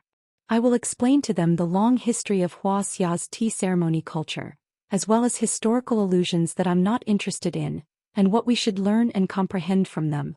Not only do I want to improve their skills, but I also need to enrich their brains. I'll never forget the scene when I had a tea competition with Qin Yitian. She came over in a domineering manner and gave me her rootless water without hesitation. She wasn't afraid of losing to me and she never thought about losing to me. I was stuck in a dead end and couldn't get out. I always thought that her tea ceremony cultivation was higher than mine, and her skills were better than mine. Later I realized that she was more confident than me. That kind of confidence came from her beautiful appearance, from her noble temperament and huge aura, and even more so from her knowledge and cultivation. This was truly invincible. She's been nurtured by 5,000 years of culture. How can I defeat such an opponent? Fang Yan's eyes lit up. He knocked on the table with his finger and said with a smile, "Congratulations, Chiba Kori." "Thank you," Chiba Kori said with a smile. "Mr. Fang, you're a proud person. You're not afraid that I'll take away your knowledge and culture. Every expression and every action of yours is telling me, we're no match for you. It's infuriating and exasperating." "Chiba Kori, you don't understand. We have 5,000 years of cultural accumulation. We have fertile land that extends as far as the eye can see. We have 1.3 billion people with great talents. I'm just a small pearl among them, but we have many more seeds that people are looking forward to. They're taking root, sprouting, and will soon grow into towering trees. You can take away my knowledge, but you can't take away all of Wuxia's knowledge. You can take away the culture that you can see with your naked eyes, but you can't take away the culture that flows in our bones and blood." Fang Yan said proudly. "This is Wuxia's soul. As long as this soul exists, Wuxia will always be able to stand among the world's most powerful countries. We're not afraid of the wind, the rain, or the storm. As long as we're given a bit of soil and a bit of opportunity, we can take root and sprout into the most beautiful flower. Look around you. Look at your feet. Isn't that the truth?" Chiba Kori's expression dimmed, but she quickly regained her composure. She looked at Fang Yan with a burning gaze and asked, "Mr. Fang, you just said that only when you love something in your bones can you disregard everything for it. Do you love martial arts?" "Yes," Fang Yan said with absolute certainty. "For a long time I hated it. I even wanted to abandon it and distance myself from it. However, because I'm a woman, I had no choice but to approach it and understand it. However, recently I suddenly understood that I love it. I love it beyond redemption. It's because I care too much that I have higher expectations of myself. Rather than others being disappointed in me, it's more like I'm disappointed in myself. Since the moment I was born, it's been a part of my body. This is my destiny and also my luck. Whoosh, whoosh, whoosh. Chiba Haomu was still practicing his sword thrusts. Day after day, month after month. It started at sunrise and ended at moonset. If it were any other child, they would have gotten tired of the monotonous movements, but Chiba Haomu didn't. If it were any other parent, they would have gotten tired of the movements, but Chiba Haomu didn't. He stood behind Chiba Haomu and saw every single sword strike that Chiba Haomu made. Part of my body? It's destiny and luck, Chiba Haomu mumbled to himself. His silhouette was infinitely elongated under the moonlight. Father, I think Mr. Fong has changed a lot, Chiba Kori said. Some time ago he was very depressed. Although he still taught us as usual, we couldn't laugh at what he said. He couldn't laugh either. He was like a weirdo with a mountain on his back. Every step he took was very difficult. Now we're laughing again in his class and he's laughing as well. He gives off the feeling that he's in high spirits. When he walks, it's like he's floating. He's not afraid anymore, Chiba Haomu said. Has he ever been afraid? Yes, Chiba Haomu said. He's afraid of losing, afraid of dying, afraid of losing face, losing his own face and losing the face of his peers. Everyone is afraid, including me. How could father lose? Chiba Kori asked in surprise. Because she was too shocked and didn't lower her voice when she spoke. Even Chiba Haomu, who was focused on his sword practice, was attracted by their conversation. Chiba Haomu stopped practicing and walked to his father, Chiba Haomu, and said, Father will never lose. Because I've never lost before. Never? Chiba Haomu smiled and shook his head. No one is born to be invincible. I've lost before and I've lost more than others. It's just that you don't know. But I won't lose to Fong Yan, Chiba Haomu said stubbornly. He had a deep hatred for Fong Yan and he had always wanted to take revenge. If the invincible god of war in his heart lost, it would greatly affect his confidence. Chiba Haomu looked at his children and his disciple who was hidden in the darkness and said, Previously I had a 70% chance of winning this match. Now I only have 60% left. I'm very happy that he finally cast aside his fear and became my true opponent. Father. Chiba Kori was stunned. Did he ask me to bring these words to you on purpose? Did he do this to affect your state of mind? Yes. Chiba Haomu nodded. He asked you to say to me, Come, I'm ready. Chiba Haomu turned and walked into the house. Chiba Haomu asked, Father, where are you going? Cleaning my sword, Chiba Haomu said.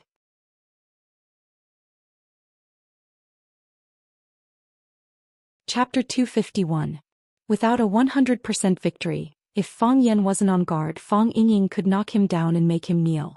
Confidence, martial arts, physical condition, environmental impact, desire for victory, and even changes in the weather could all affect the outcome of a match. Since ancient times, there had been many examples of big shots being played to death by small shots. Fong Yan knew that Chiba Keru would bring his words to the Chiba army, and he also knew that the Chiba army would pay more attention to him in this battle. Fong Yan wouldn't mind doing something like throwing a stone into his ethereal state of mind 100 or 200 times. Chaoyan technology had been officially established, and Lu Chaoga was recruiting people everywhere, ready to put the new company on the right track as soon as possible. She had been engaged in the education industry abroad for many years, and after returning to China, she took over as the executive vice principal of Rosefinch High School. She could handle so many students and complicated human relations, so Fong Yan wasn't worried that she wouldn't be able to manage a company well. Fong Yan rarely got involved in Chaoyan Technologies matters, and he didn't even take a look at the company's opening. Although he held valuable shares in Chaoyan Technology, if he was willing to sell them now, the money he could get would be enough for him to live a carefree life. Of course, Fong Yan's shares couldn't be sold for the time being. Moreover, even if he sold them in the future, he could only sell them to Lu Chaoga or the Tianfeng biological group controlled by the Qin family. Chaoyan Technology, which had the Rubik's Cube technology, couldn't let too many people in, and they couldn't let unfamiliar people in. Otherwise, there would be a thrilling office struggle. Lu Chaoga had just brought the Rubik's Cube out from Longtu Group, and it was impossible for her new company to become a new battlefield. However, there were some things that Fong Yan couldn't ignore. It was Fong Yan's first time coming to Chaoyan Technology. According to the address Lu Chaoga provided, he found this not very beautiful but heavily guarded compound. The large stone at the entrance was engraved with the words, Chaoyan Technology in gold. Other than that there was no sign. The big stone was also covered by branches and the whole company looked very low-key. After registering and verifying his ID at the security booth, Fang Yan was led by a middle-aged woman to a small building in the courtyard. There were many guards in the small building. Not only were there many black-robed men patrolling around, but there were also countless cameras in the open and in the dark. Fang Yan sighed softly. It was quite stressful to work in such an environment. However, he also knew that the Rubik's Cube technology was of great importance. Everyone wanted it. If they couldn't do it in the open, they would snatch it in the dark. For the benefits that would make people jealous, they would do anything. He took the elevator to the 5th floor of the small building. Lu Chaoge was waiting in the office. The middle-aged woman left quietly, closing the door behind her. Lu Chaoge looked at Fang Yan and said, "Follow me." She turned a globe on the desk and the bookcase behind the desk immediately opened to both sides.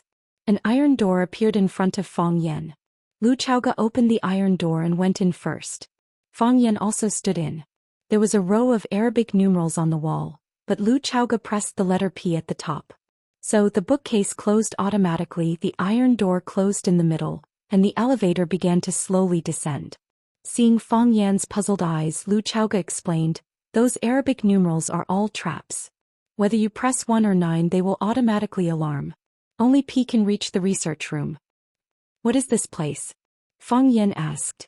The setup was a bit old and didn't seem to be new.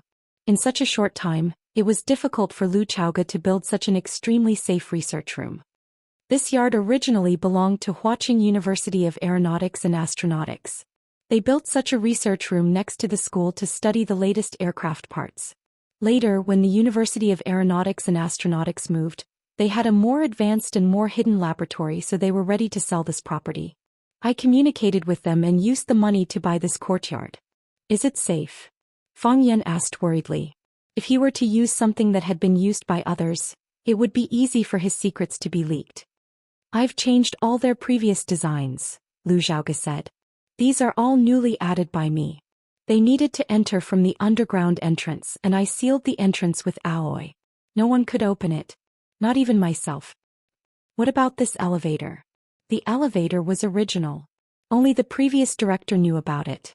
I couldn't bear to remove the setup of the elevator, so I installed the most advanced scent detector from Tianfeng Biological Group." "Scent detector?" Fang Yan looked at Lu Chaoge with a puzzled expression.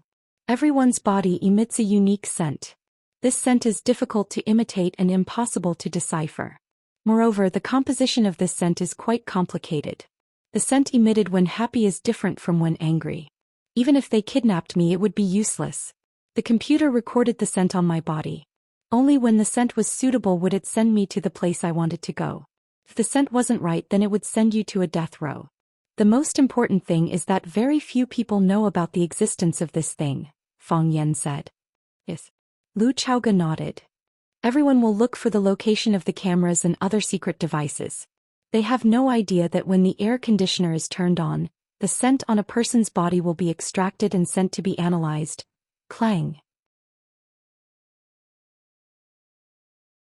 As the two spoke, the elevator sent them to the mysterious underground. Fang Yan walked over and opened the iron gate. Lu Chaoge took the lead and led the way to a silver gate. His eyes swept over the electronic lock on the silver gate, and the silver gate immediately split into 2 crescent buds that opened to both sides. Only then did an advanced and busy underground research room appear in front of Fang Yan.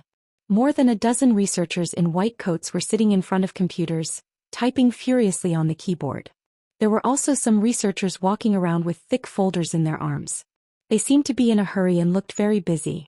Lu Chaoge led Fang Yan straight inside. She didn't greet any staff along the way. She pushed open an office door and walked in. Fang Yan followed her into the room and closed the door behind him. There were already a few people in the room, including a dead man. Dean Lu. A bald man wearing glasses took the initiative to greet Lu Chaoge, but his eyes were staring at Fang Yan warily. "He is our collaborator," Lu Chaoge said. Zhou Xicheng's eyes flashed with surprise and he nodded to Fang Yan in a friendly manner. "Zhou Xicheng, Deputy Dean of the Research Institute." Lu Chaoge introduced Zhao Xiqing to Fang Yan. Fang Yan shook hands with Zhao Xiqing and looked at the dead man in a white coat lying on his office chair as if he was fast asleep. He asked, "What's going on?" "He's dead," Zhao Xiqing said. "How did he die?" "I don't know." Zhao Xiqing shook his head. "When we found him this morning he was already dead. At first we thought he was under too much pressure from work or some other physical illness." "What about now?" Zhao Xiqing pointed to his chest and said, "We found that. It was a flower, a red flower. This flower looked very strange. It was shaped like a woman's sexy and seductive lips." "Lip flower," Fang Yan whispered. "Why is there a lip flower here?" Fang Yan had seen the introduction of the lip flower in the book Flora. He knew that it mainly grew in the tropical rainforests of some countries in Central and South America. For example, Colombia, Costa Rica, Panama, and so on. How did it end up in Wuxia now? "Someone put it in his coat pocket," Lu Chaoge said. "They deliberately let us know that they killed him. They have the ability to do so." Fang Yan's face also became embarrassed. He had just walked through it once.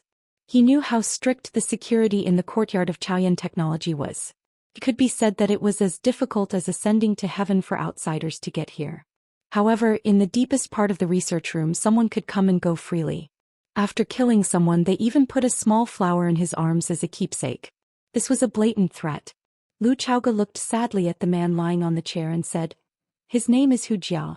He is an engineer I invited from the new Academy of Sciences. He is mainly responsible for the application of Rubik's Cube technology in daily life.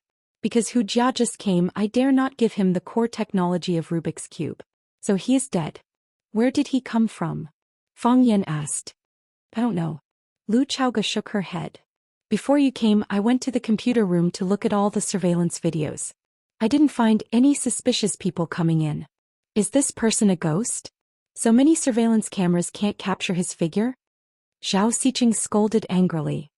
"Dean Lu, this matter must be resolved as soon as possible. We can't hide it for too long. If other staff members find out, it will cause panic in the research room.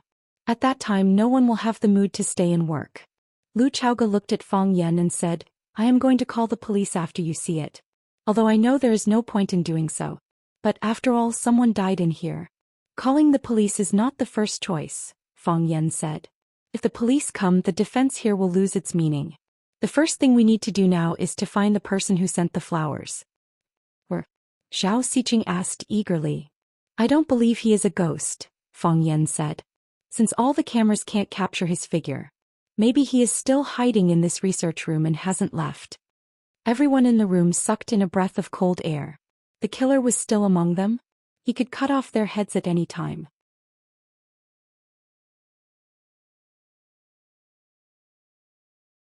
Chapter 252. Are you sure?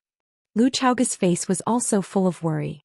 Her company had just opened for business, but a murderer with a ghostly figure had sneaked in. How were they going to work properly? If news of this got out, all the busy staff in white coats outside would probably run away, wouldn't they? Smart people were afraid of death, and the people outside were all first-class smart people. Is he really still in the research institute? Seeing the fear in everyone's eyes, Fang Yan smiled and comforted them, saying, "I don't know much and it's just a little suspicion. Maybe he's long gone. It would be better if he stayed in the research institute."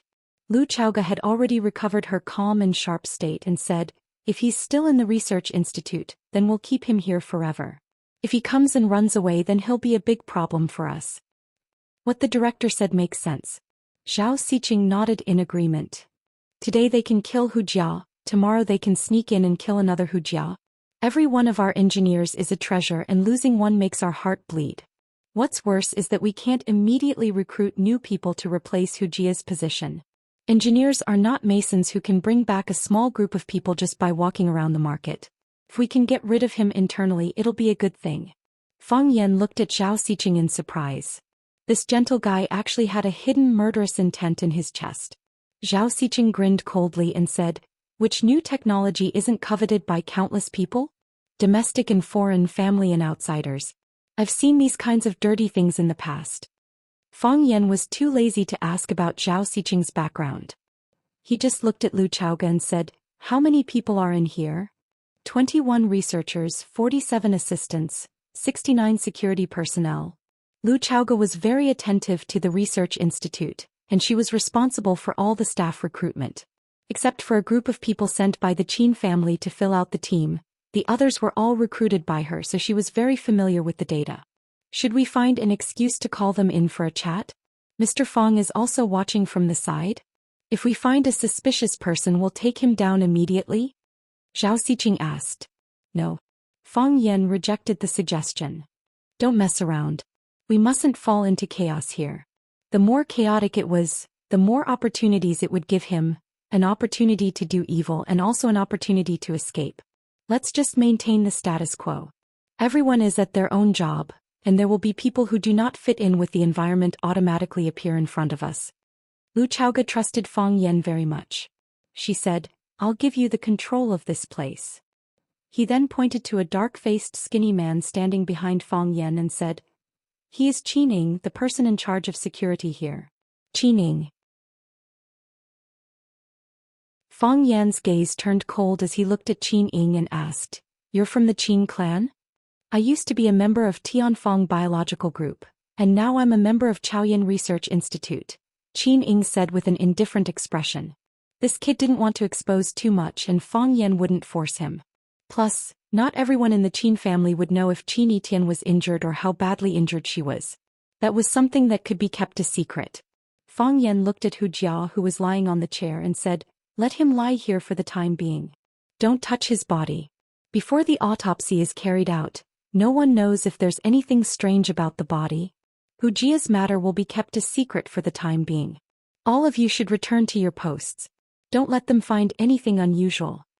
Fong Yan took the lead to open the door and said, Qining, tell me about the Research Institute's protection measures.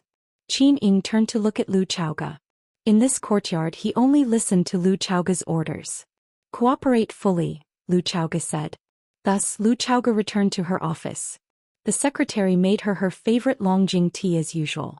The head of the logistics department came to her office to report on work, and the two talked for a long time. When Zhou Xian went out, his face and neck were red. Those who knew him knew that he had quarreled with Hu Jia again. Hu Jia was the main person in charge of the Rubik's Cube technology research, and the two of them often quarreled because of different research directions. Everyone had long been used to it. It wasn't known if he was curious or worried about Fong Yan, but after Zhou Xian went out, he didn't return to his research room. Instead, he walked around the team of engineers outside, constantly going to some research stations to ask something, but his eyes would inadvertently drift in the direction of Fong Yan. Everyone else also returned to their respective positions. Hu Jia's office door was closed, and Qining even deliberately added a lock when he came out. He was afraid that someone would go in to report to Hu Jia and find that he was dead. Qining was indeed a member of the Qin family and a relatively core member of the Qin family. Qin Etian made a phone call back, and then Lu Chaoge rushed to Huaqing Airport with the research materials of the Rubik's Cube technology. She took a private plane that was already parked there and flew to Yanjing. The person who brought the private plane to Huaqing to welcome Lu Chaoge was Qining. The mistress of the family personally met with Lu Chaoge, and the two didn't negotiate for a long time. Then Qining was ordered to send Lu Chaoge back to Huaqing, and then led his people to take charge of the security of the Chaoyan Research Institute. One had to know that Qining used to be the security consultant of the Qin family. He was mainly responsible for the safety of the family head and mistress when they went out, greeting important businessmen and protecting visiting politicians. Of course, he wasn't the only person in charge. There were also a few old monsters who were inseparable from the family head and mistress. Later, when Miss Qin Etian came to Huaqing to study, an old monster followed her to Huaqing. When Qining first came over, he was still a little nervous, thinking that he had made some mistake and was kicked away by the mistress. Later, when he saw a large number of engineers and researchers sent by Tianfeng Biological Group, which belonged to the Qin family, Qining knew the true purpose of the mistress sending him over. This place was very important and no mistakes were allowed. Therefore, Qining put in a lot of effort to arrange this courtyard into an impenetrable defense. However, something still happened to Chaoyan technology, and it was the Chaoyan Research Institute, which was the core of the underground. This was a huge blow to Qining. Were the assassins outside already so powerful? Only Dean Liu has the chance to come down from the elevator in the office.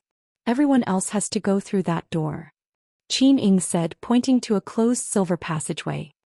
However, it's impossible for outsiders to get in. To pass through that door you have to go through many checkpoints.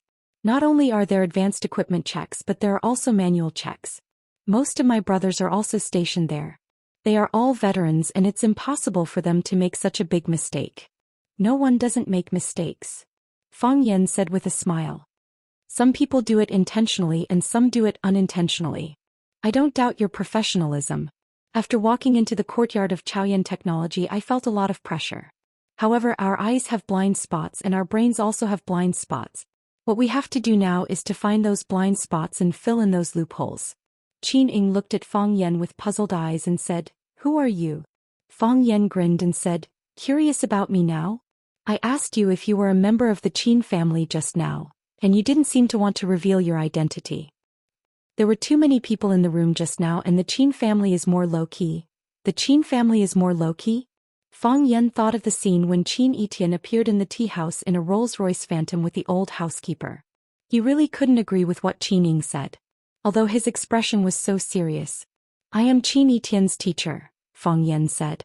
Qin Ying's eyes became more playful as he said, "What you said is not what a teacher should know. Teachers will not teach such knowledge to students." "My teacher is a bit special," Fang Yan said.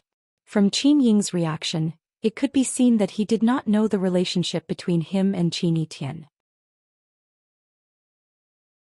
It seemed that the Qin family was still persistent in keeping this matter under wraps. This discovery made Fang Yan happy and disappointed. He was happy that the Qin family thought that he and Qin Yitian were just playing a game. He was disappointed that the Qin family did not put him in their eyes. Fang Yan walked very slowly. His ears were listening to Qin Ying's introduction of the entire research institute's protective measures, but his eyes were scanning everyone he passed. He had a hunch that he was among these people. A white-haired engineer was recording something on a computer. His typing speed was very fast. It seemed that he had made a new discovery and was now very excited. A balding engineer was lying weakly on a chair. His eyes were lifeless and one of his hands was grabbing the few strands of hair on his head. A female researcher wearing a white coat was standing in front of a container that was constantly heating up. She kept recording the rapidly rising red numbers on the container cup. Everyone was busy and everyone was focused on doing their own things. No one looked at Fang Yan. Many people did not even notice that Fang Yan was standing behind them. Fang Yan walked around and returned to the female researcher who was standing in front of the container recording numbers. Looking at her focused expression, he asked, "Do you think I am handsome?" The female researcher raised her head and glanced at Fang Yan. The pen in her hand was still recording quickly. She said with a displeased expression, "Get lost. You haven't answered my question yet. Do you think I am handsome?" Fang Yan did not get lost. Instead he continued to ask this ridiculous question that made Qin Ying want to cover his face and run away.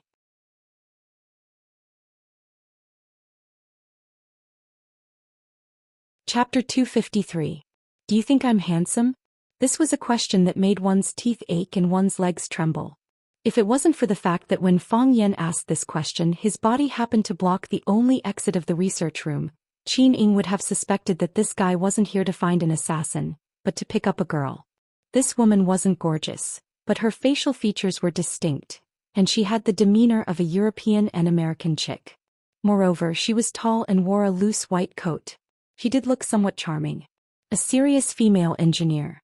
Such a woman was rare outside. Qin Ying was also an expert. Otherwise, he wouldn't have had the opportunity to become the head of security here.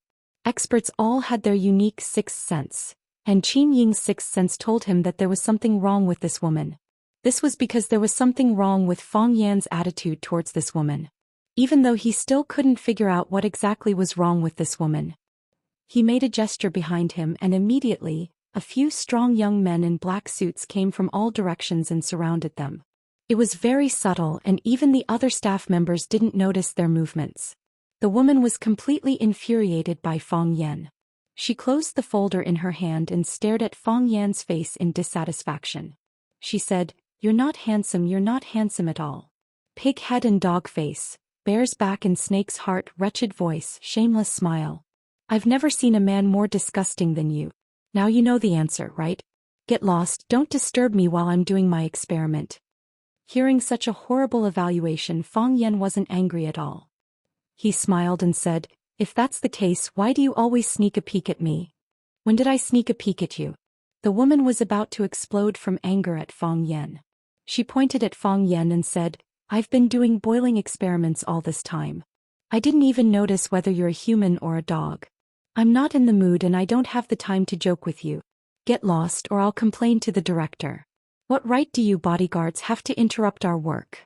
Do you know how much damage you've caused to the institute by disrupting my train of thought? Qin Ying stood beside Fang Yan. Although he was helping Fang Yan block off all possible escape routes for the woman, he said to Fang Yan, the institute has a rule that no one is allowed to disturb the work of researchers without reason. This kid was also a slippery fellow. Before things were clear, he was not willing to bear any responsibility. Now that he had reminded Fang Yan that there was such a rule in the research institute, it was up to Fang Yan to decide how things would develop in the future. Of course, since it was Fang Yan's decision, Fang Yan naturally had to bear the consequences. Fang Yan pointed to the glass container and said, the container can reflect light. Although your gaze was fixed on the container and you were constantly recording the boiling index on it, I could still feel that you were secretly sizing me up. Of course at that time I was only suspicious, but I couldn't be sure that you were definitely looking at me. When I left your research room and walked outside, you raised your head and looked at me. Fang Yan pointed to the glass wall opposite the research room and said, don't lie. I clearly saw you sizing me up in that mirror. Fang Yan stared at the woman and said, since you said that I'm not good looking, then give me a reason why you peeped at me? I thought that you were very ugly, so I looked at you a few more times. If I were walking on the street and saw a clown wearing silk stockings or a puppy wearing a red vest, I wouldn't be able to help but look at you a few more times. Is this reason enough? The woman said with a face full of sarcasm. I walked through the entire underground research institute, walked past every staff member and found a problem. Do you want to know? What? The woman asked curiously. You used perfume, Fang Yan said. In the entire underground research institute only you used perfume. Isn't that strange? People like you who are in the field of bioengineering should be very resistant to foreign smells. The lip flower is too fragrant, so you need to use perfume to cover its original smell, is that right? In your opinion, engineers should be sloppy, not bathing for 3 to 5 days and not getting a haircut for a year and a half, is that right? You became suspicious because you saw a slightly more normal engineer? I used perfume because I don't like potions. Although I'm an engineer, I really don't like to deal with these strange and unpleasant potions all day long. I don't like my job. Is that a crime? I don't know which criminal law I've broken. I really don't understand. How can a woman who buries herself in research all day have such a sharp tongue? Is it natural? Fang Yan said with a smile. Who are you? I don't know what you're talking about, the woman said. My Chinese name is Luo Lin Na, English name is Jane. Many people here know me. You can also ask Director Lu Chaoga who recruited me or my supervisor, Xiao Xiqing. The institute still has my file. Have I made myself clear enough? Fang Yan looked at Qin Ying, who nodded and said, she's not lying. There aren't many female engineers in the institute. We see her going to work every day. This made Fang Yan feel a little strange. If an engineer was recruited through the proper channels, how could she become the lip flower killer? Could it be that when Lu Chaoga was recruiting she had already found a chance to sneak in? Engineer killer? This kind of profession was rare. The other party was really willing to pay the price. Fang Yan waved his hand, no longer thinking about this question. As long as he caught the person, he would be able to get the answer from her mouth. Let's talk, Fang Yan said with a smile. To prove your innocence. Luo Lin Na stared at the boiling test tube and said, as you can see, I'm in the middle of an experiment. I don't have time to talk to you. Fang Yan looked at the rising red number on the test tube and said, unfortunately, it's not up to you. As he spoke, he reached out to grab Luo Lin Na. As long as he had this woman in his hands, he didn't believe that she could play any tricks. At this moment, danger struck. Yes, Fang Yan smelled danger. When he saw Luo Lin Na's eyes turn cruel, he understood that this woman must have a backup plan. Dodge, Fang Yan shouted. Qin Ying saw Fang Yan rush out at an extremely fast speed and retreat at an even faster speed. and knew that things were not good, so he followed behind Fang Yan and ran out of the research room. Bang! With a dull sound, the red liquid in the test tube boiled to the extreme, and the test tube could not bear the burden and exploded. Not only did the test tube explode, but the entire glass research room that the woman was in also collapsed. The attack power of the liquid bomb was too strong. The red liquid in the test tube had a strong corrosive effect, and wherever it fell it would corrode and burn, emitting white smoke. If Fang Yan and Qin Ying's reactions were any slower, they would have been burned into a foul smell. Bang! The sound of an explosion came from Hujia's office not far away, and the glass of Hujia's door and window was smashed by the strong airflow, flying towards the crowd outside the office. The crowd was in chaos and everyone screamed and fled in all directions. Fang Yan pushed Qin Ying, who was on his back, away and began to search for Luo Lin Na. This lip-smacking killer named Luo Lin Na was extremely dangerous, and her scheming and skills were top-notch. Under Fang Yan's various tests, she did not reveal any flaws, and kept stalling for time until the liquid bomb in the test tube exploded. Only then did she reveal her true colors. If it wasn't for that heart-palpitating gaze, she would probably be able to do even more things, right? Where did they find such talents who knew biology and could kill without batting an eye? The crowd was in chaos and the entire underground research room was in a mess. White smoke billowed in the glass research room, and Hujia's office was actually on fire. Obviously, this woman was an expert in weapons. She caused 2 explosions under Fang Yan's nose at the same time, and he had to admit that she was a strange woman. "Protect the director," Fang Yan shouted. Qin Ying did not hesitate and made a gesture, and a group of men in black rushed towards the office where Lu Chaoga was. Fang Yan stood still and his eyes were like the eyes of an eagle searching the crowd.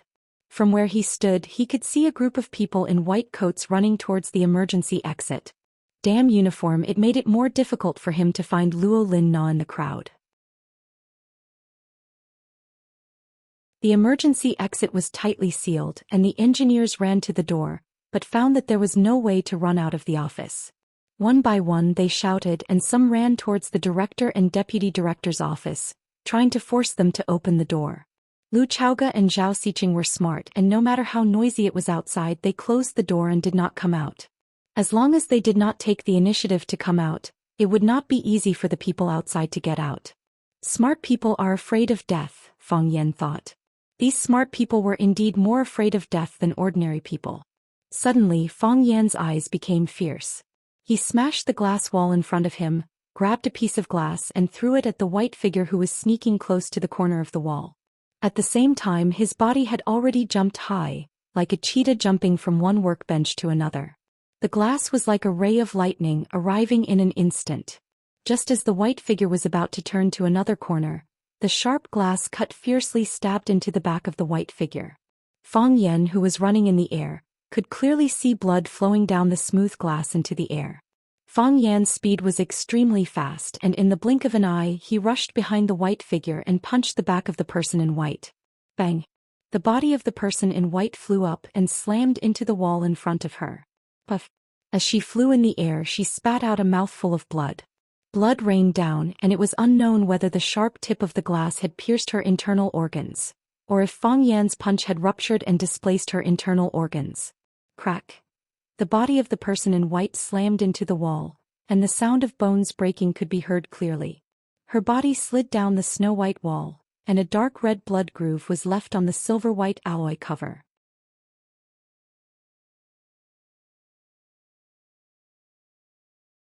Chapter 254.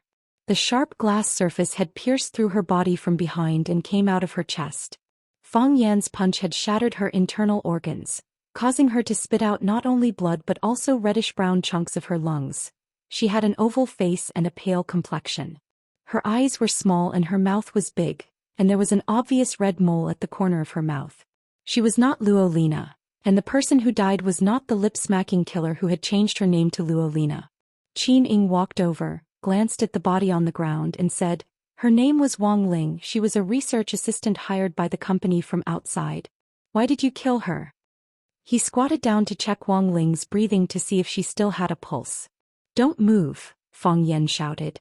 Qin Ying looked at Fang Yan and said, "You should know what kind of responsibility you would have to bear if she had died. No one could kill people casually, even in this underground laboratory that no one knew about. She's already dead, Fang Yan said. The glass that pierced through her body was thrown by me, and the fatal punch on her back was also thrown by me. I can now confirm that she's already dead. But if you touch her body, you'll also die. What? Qin Ying stared at the body on the ground warily and said, she's already a dead person. What else could she have done? Qin Ying's gaze swept over the body and said, you're saying there's something strange about her body? Fang Yan nodded and picked up a pen from the ground. He used the tip of the pen to lift up the white coat worn by the body and pointed at a small silver ball that rolled out and said, as long as you touch that ball of light, both of us will be blown to ashes. How do you know she has such a thing on her body? Qin Ying asked doubtfully. This kind of round ball was very rare. How could it have such a powerful destructive power? I guessed, Fang Yan said. He didn't want to tell Qin Ying that he and Qin Yitian had experienced this kind of thing together. And he also didn't want Qin Ying to know how he and Qin Yitian had escaped from death. This was the secret between him and Qin Yitian. Since the Qin family did not want to make it public, why should he be a villain? She tried to use it to fight back as the glass pierced through her body. Unfortunately, Fang Yan's speed was too fast. His fist landed on her back, cutting off her life force and draining her strength. Therefore, the silver ball could not be activated and thrown out. Otherwise, this research lab would be destroyed. Qin Ying was very depressed. He knew that Fang Yan was hiding something from him. However, he had held back from Fang Yan before, and when Fang Yan wanted to further inquire about his background, he stopped him. Therefore, if Fang Yan didn't say anything, he couldn't do anything about it. She's in cahoots with the lip flower killer, Fang Yan said. After looking at her height and body shape, he said, she might be the substitute of the lip flower killer. She exposed herself at this time to cover lip flower's escape. He has a substitute? Qin Ying was really angry. How many people did they send in? What are they trying to do? They want the Rubik's Cube, Lu Chaoga said coldly as she walked over and looked at the body on the ground. I personally recruited Wang Ling. I was worried that she was a commercial spy, so I had her life and work history reviewed from birth until now, but I didn't expect that there would still be a problem. It was because they were worried that someone would do something in the middle, so the recruitment was fully handled by Lu Chaoga. She had spent too much time and energy on it, and she didn't expect to recruit 2 killers. This was a very serious blow to Lu Chaoga. Fang Yan patted Lu Chaoga's shoulder and said with a smile, the most famous intelligence agencies in the world are the former Soviet Union's KGB, the United States FBI, Israel's Mossad. These are all agencies that specialize in intelligence gathering and espionage, and there will also be spies from other countries in their ranks. This kind of thing is hard to avoid. Longtu Group is such a big company, there should be a lot of commercial spies in it, right? Lu Chaoga nodded and said, it's good to be exposed earlier. Let me know how to take precautions. 2 killers had been exposed today, so whether there were any other suspicious targets in this underground research institute was something that Lu Chaoga had to focus on and deal with next. A man in black came over to report to Qin Ying and said, Captain, we've searched everywhere but we didn't find the target. Qin Ying sighed and said, she escaped. Even if we can't find her, we have to find her escape route, Fang Yan said. He picked up the small silver ball from the ground and carefully put it in his pocket. This thing was really too dangerous. If they were to accidentally detonate it, they wouldn't be able to cry even if they wanted to. Qin Ying waved his hand and 2 men in black came over to dispose of the body. Zhou Xian comforted the other workers and told them that this was a research accident. When doing research, there would often be all kinds of accidents, which was why every researcher had their own independent research institute. However, an accident like today's explosion and fire was rare. The fire in Hujia's office had been put out. Fang Yan held his breath and went in to take a look, then hurriedly left. Hujia's body was gone, but there were many pieces of charred flesh on the table and on the floor. There were also many places that had been corroded and burned, and the walls were also densely packed with holes of different depths. It was too horrible to look at. The lip-smacking killers were indeed cruel and merciless people. After they killed Hujia, they even planted a bomb in his body. If they hadn't planted the bomb in the body wouldn't have exploded into such a state. Those people had already lost all humanity. Qin Ying surveyed the scene and remembered that when Fang Yan first came, he forbade everyone to touch Wuxia's body. He couldn't help but take another look at him. Who is this guy? Why did he know so many things? As a professional bodyguard, he noticed a lot of details that were overlooked by others. Compared to him, he was completely unqualified as a bodyguard. Thinking of the gap between the two, Qin Ying's mood was a little depressed. Fang Yan patted him on the shoulder and said, "I'll leave the scene to you. Don't worry about whether there are other killers inside. The most important thing is to find out the way they entered. Only by blocking this way can we ensure that such a thing won't happen again." "I will," Qin Ying said very firmly. If he couldn't even do this well, he would have no face to stay here anymore. Zhou Xian was still comforting people outside. Fang Yan followed Lu Chaoga into her office. Lu Chaoga rubbed her head tiredly and said, "I don't understand. Why did she take the initiative to expose it? If they didn't kill Wuxia, we wouldn't even know of their existence." "Who keeps the Rubik's Cube?" Fang Yan asked. "Keep it," Lu Chaoga said. "Except for me and my aunt, no one understands the real content of the Rubik's Cube. Moreover, I divided the Rubik's Cube into 2 parts and set up 2 research institutes. I'm in charge of the public and my aunt is in charge of the other research institute in the dark. All the engineers can only get a part of the research data. As long as these research data are pieced together, it will be the real Rubik's Cube." "They are anxious," Fang Yan said. "After they came in, they found it difficult to get in touch with the real Rubik's Cube. Or they can only get in touch with a part of the Rubik's Cube, so they couldn't help but make a move. They want you to be confused so that they can infer the real Rubik's Cube from some clues. We are facing a very powerful opponent." Lu Chaoga looked at Fang Yan and said, "How much do you know about them?" Fang Yan took out the small ball in his arms and said, "Qin Etian and I were almost killed by them." Lu Chaoga looked at Fang Yan in surprise and said, "Qin Etian asked for leave because of this?" She knew that Qin Etian had asked for leave for a long time, but she didn't know the inside story of her leave.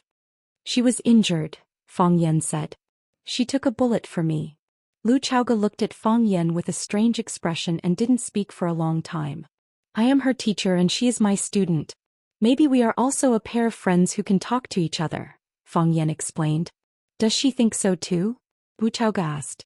"I have heard some of the rumors in this school." Fang Yan shook his head and said, "You know better than me what kind of existence the Qin family is.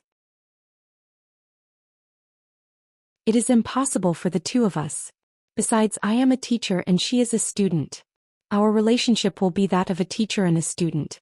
Lu Chaoga chuckled and said, "If you agree, I think Qin Etian is very willing to leave Rosefinch. To be honest, the school's education is meaningless to her. I have seen her mother and I know what kind of woman she is. I have always been proud of my abilities. But after interacting with that woman, I actually felt inferior. It is not jealousy, it is inferiority. Can you imagine my disappointment when I took the Qin family's private plane back to Huaqing? Although our negotiation was very pleasant, I still felt very disappointed. It was as if something was missing. If Qin Etian really wanted to learn, she had a lot of options to choose from. Every choice is 100 times better than her staying in Rosefinch. What I don't understand is why she is still willing to stay in Rosefinch. If Qin Etian is this kind of person, her parents are definitely not ordinary people," Fang Yan said. "Last time they made a move on Qin Etian and this time they killed people in the research institute. They are really unscrupulous." "We can't take revenge on every killer," Lu Chaoga said.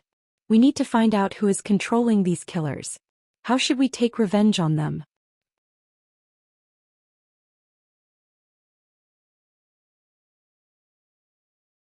Chapter 255.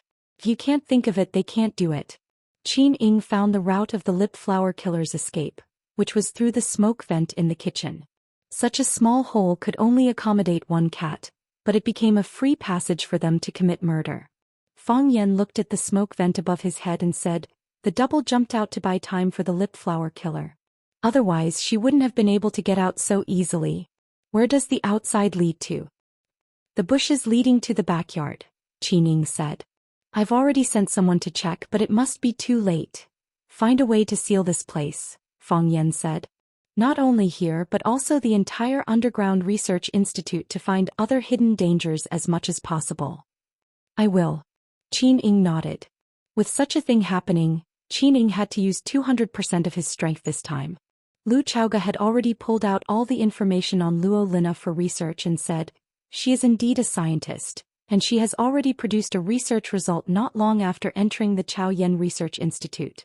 She has been doing boiling experiments since she came in, and the Rubik's Cube technology does need to find the critical point of seawater boiling."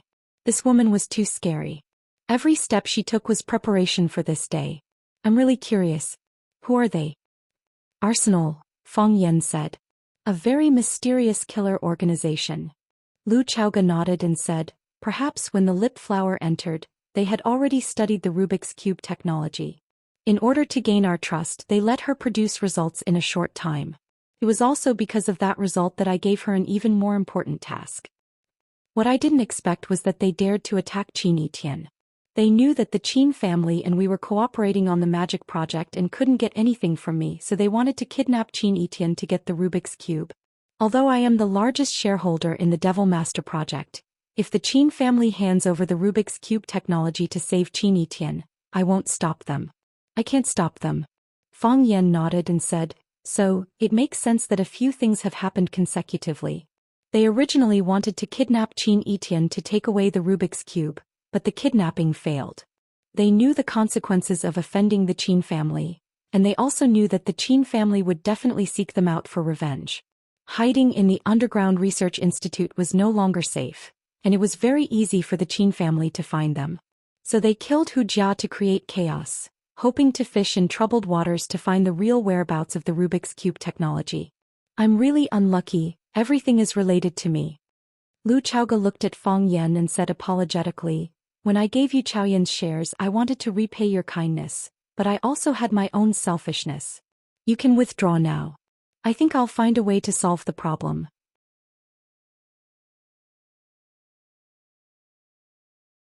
Since they have the backing of the Qin family, they won't sit idly by. Feng Yan shook his head and said, I didn't accept your shares for the sake of earning more in the future. It's not easy for a woman to start a business and I don't want anyone to bully you. If I can help I'll definitely do it. I didn't withdraw at that time and I won't withdraw now. Feng Yan couldn't withdraw now. The Qin family sent that information, and they would keep an eye on Feng Yan's follow-up actions. Thank you, Lu Chaoge said gratefully. Feng Yan waved his hand and said, don't say this word. If you say it I won't get any benefits. Instead it feels like everything I've done for you is cancelled out. Lu Chaoge chuckled and said, I went to see my grandmother yesterday and she made a lot of delicious food for me. Did she say anything to you? Feng Yan asked warily. She did. What did she say? Feng Yan secretly prayed that his grandmother would not fan the flames. She told me to eat more and that I've become thinner recently, Lu Chaoge said. That's good. Feng Yan let out a sigh of relief. What? Lu Chaoge looked at Feng Yan's expression and asked in confusion. Oh, it's nothing, Feng Yan said with a smile. You still have a lot of things to do so I won't bother you anymore. You just need to manage the research institute and leave the search for the culprit to me. This is also the result that many people want to see. Be careful, Lu Chaoge said. Lu Chaoge took Feng Yan into the elevator and after entering a series of passwords, the elevator slowly went up. Seeing that there was a piece of white dust on Feng Yan's collar, Lu Chaoge took a step forward and reached out to carefully brush off the dust. Her body was close to Feng Yan's body, her towering chest was almost touching Feng Yan's chest. The mature woman's elegant fragrance as well as the fragrant air she breathed, made it hard for people to extricate themselves from it. As long as Feng Yan reached out a little he could hold Lu Chaoge's curvy and sexy body in his arms. Lu Chaoge's face was very close to Feng Yan's face, and their bodies were almost glued together. Lu Chaoge's eyelashes fluttered, but she secretly sighed in her heart.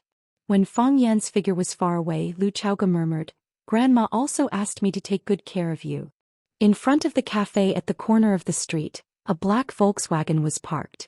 A woman wearing shorts, leather boots and sunglasses strode over, opened the back door and sat in, and then the Volkswagen immediately started. How was it? The driver asked with a smile. His facial features were well defined and he had a full beard and a pair of sunglasses on his face. He looked like a very manly man.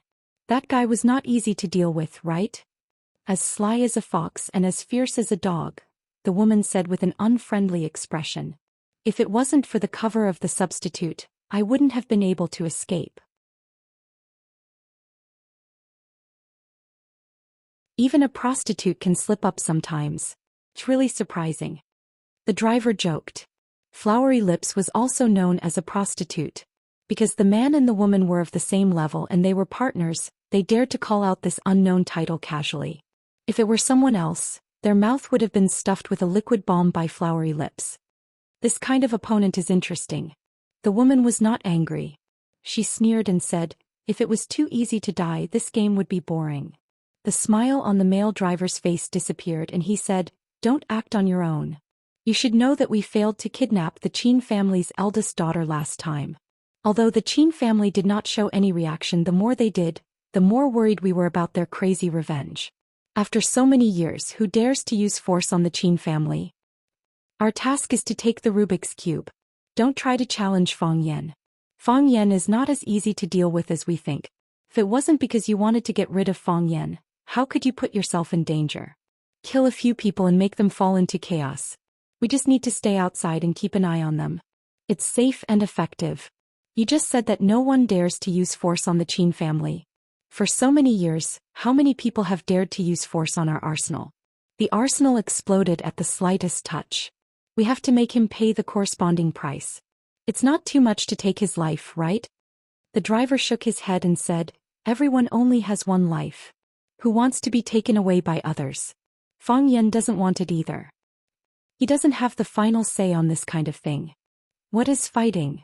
Fang Yan asked as he stood on the high platform and looked at the more than 200 students below. This was the second time he had taught a class. Originally there was a class in the middle, but it was postponed because he was injured in the 10-feet abyss. If you search for this term on the internet, the explanation they give is, the two sides have armed conflict, attack each other. To be honest, I don't like this explanation. In my opinion, fighting is a kind of spirit. It's the spirit of defiance, the spirit of unyielding, and the spirit of never giving up.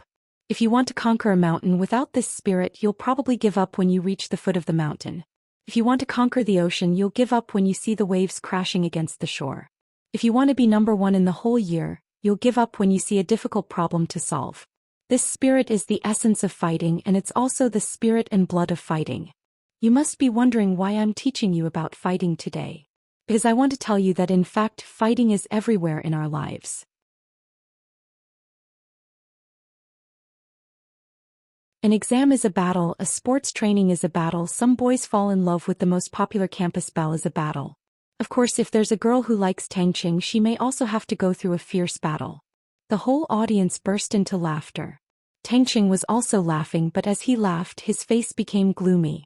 Qinitian, where are you? Even if you don't like me, you don't need to hide from me.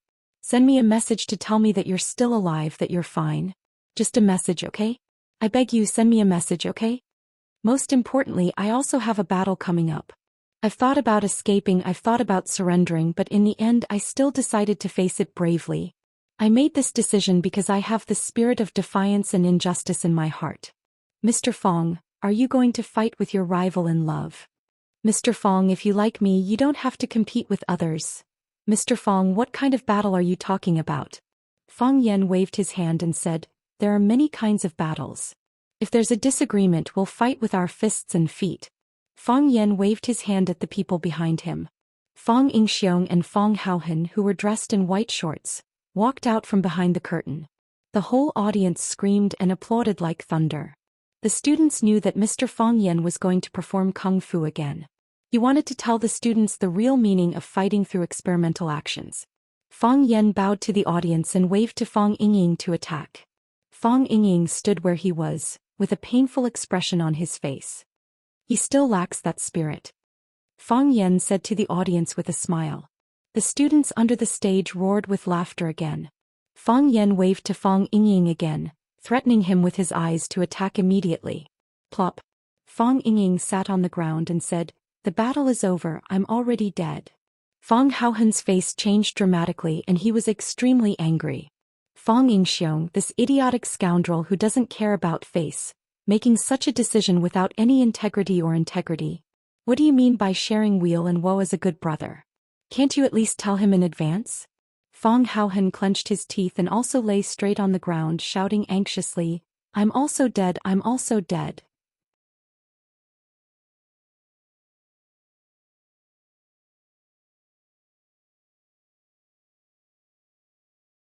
Chapter 256. The muscles on Fong Yan's face would have twitched if he had not been worried about ruining his image as a gentle, elegant, knowledgeable, and considerate Prince Charming. He was so angry that he felt his outlook on life, values, and the world had collapsed in an instant. Fong Yingying and Fong Haohen were two cowardly, lazy, and idiotic fellows. How could they have the nerve to lie on the ground and surrender in front of hundreds of students? They were the inner disciples of the Fong family and the old drunkard students. They shouldered the heavy responsibility of protecting the country and carrying forward the Fong family's Tai Chi. How could they do this? Fong Yan's white face turned black, then purple, and then white again. He tried hard to control the muscles on his face and put on a gentle and smiling expression with great difficulty. He said, "All the students have seen it. This is a battle without anger. Because they don't have anger in their hearts. They don't have any unwillingness to accept defeat, so they have already lost before the real battle. A battle without fighting spirit can no longer be called a battle. It's a one-sided massacre." Fong Yan walked in front of Fong Yingxiong, placed his foot on his chest and said, "I only need to lift my foot and I can break his sternum or directly twist his neck. He has become my captive and I can use all kinds of torture on him." Fong Yan covered the microphone on his collar and squatted down to look at Fong Yingying. He said, "Get up quickly." "Oh." Fong Yingying shook his head desperately. "If you don't get up, I'll step on you." "I won't get up even if you step on me to death," Fong Yingying said with great determination. "If I get up, you will humiliate me first and then step on me to death. What will make you agree to it? Don't hit me." "That's impossible." "Then there's nothing to talk about. I promise I won't hit your face." "That won't do," Fong Yingying said. "If you hit me, I'll lose face in front of these hundreds of students. Especially those female students. They used to smile at me when they saw me on the road. Once when I was eating in the school cafeteria, they even poured their unfinished braised pork into my plate. If you hit me, they won't smile at me anymore and they won't give me braised pork. They gave it to you and you ate it. Why not? Are you a pig?" "I was born in the year of the pig," Fong Yingying answered smoothly. "Junior Marshal Uncle, I have something to discuss with you." "What? Can you let me beat you up?" Fong Yingying asked carefully. "What?" Fong Yan almost jumped up. "You haven't even cooperated with me in class and now you want to beat me up? Does he even care about seniority?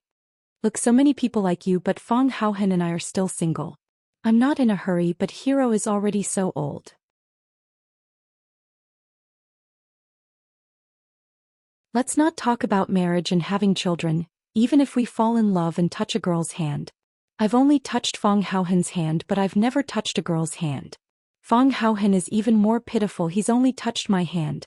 So I should let you beat me up, and then countless girls will cry and beg to marry you." "Yes, yes." Fong Yingying nodded. "If Miss Yi beats you up, she will become the queen of Rosefinch High School. I've asked around and many boys like her.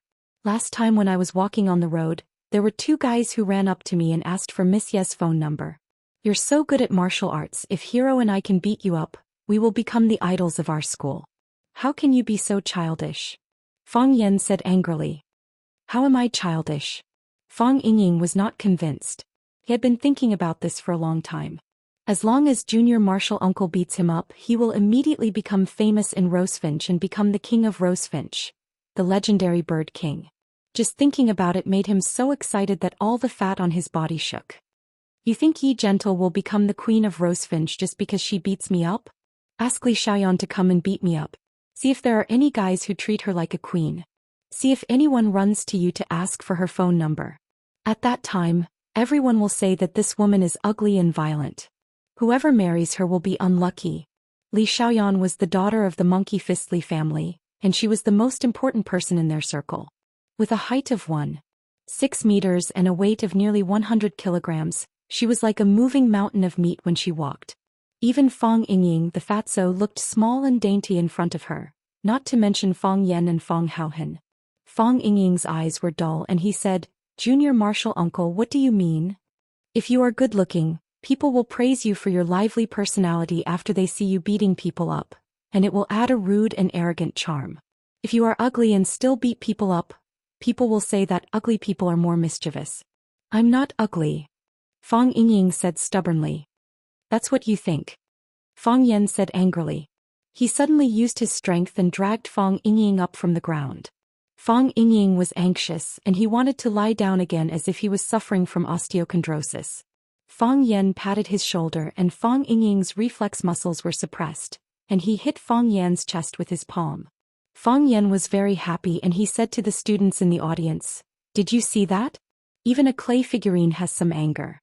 When a person has anger, the strength he can display is quite shocking. This kind of person, even if the final result of the battle is defeat, he has already gained my respect."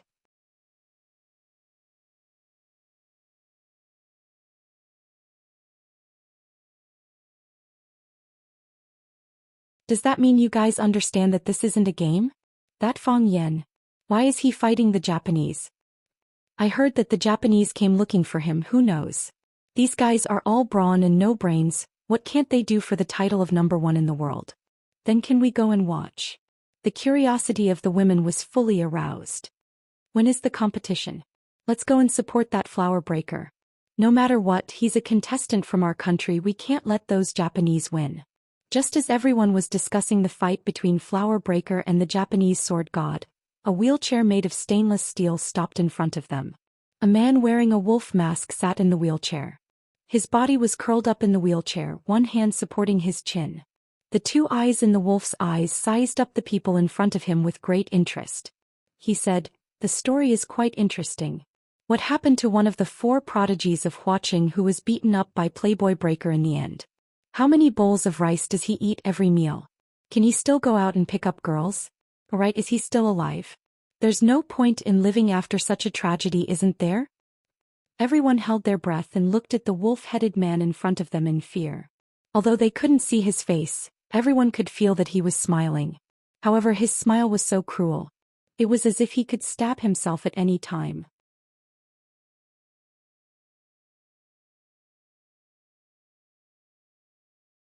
Chapter 257.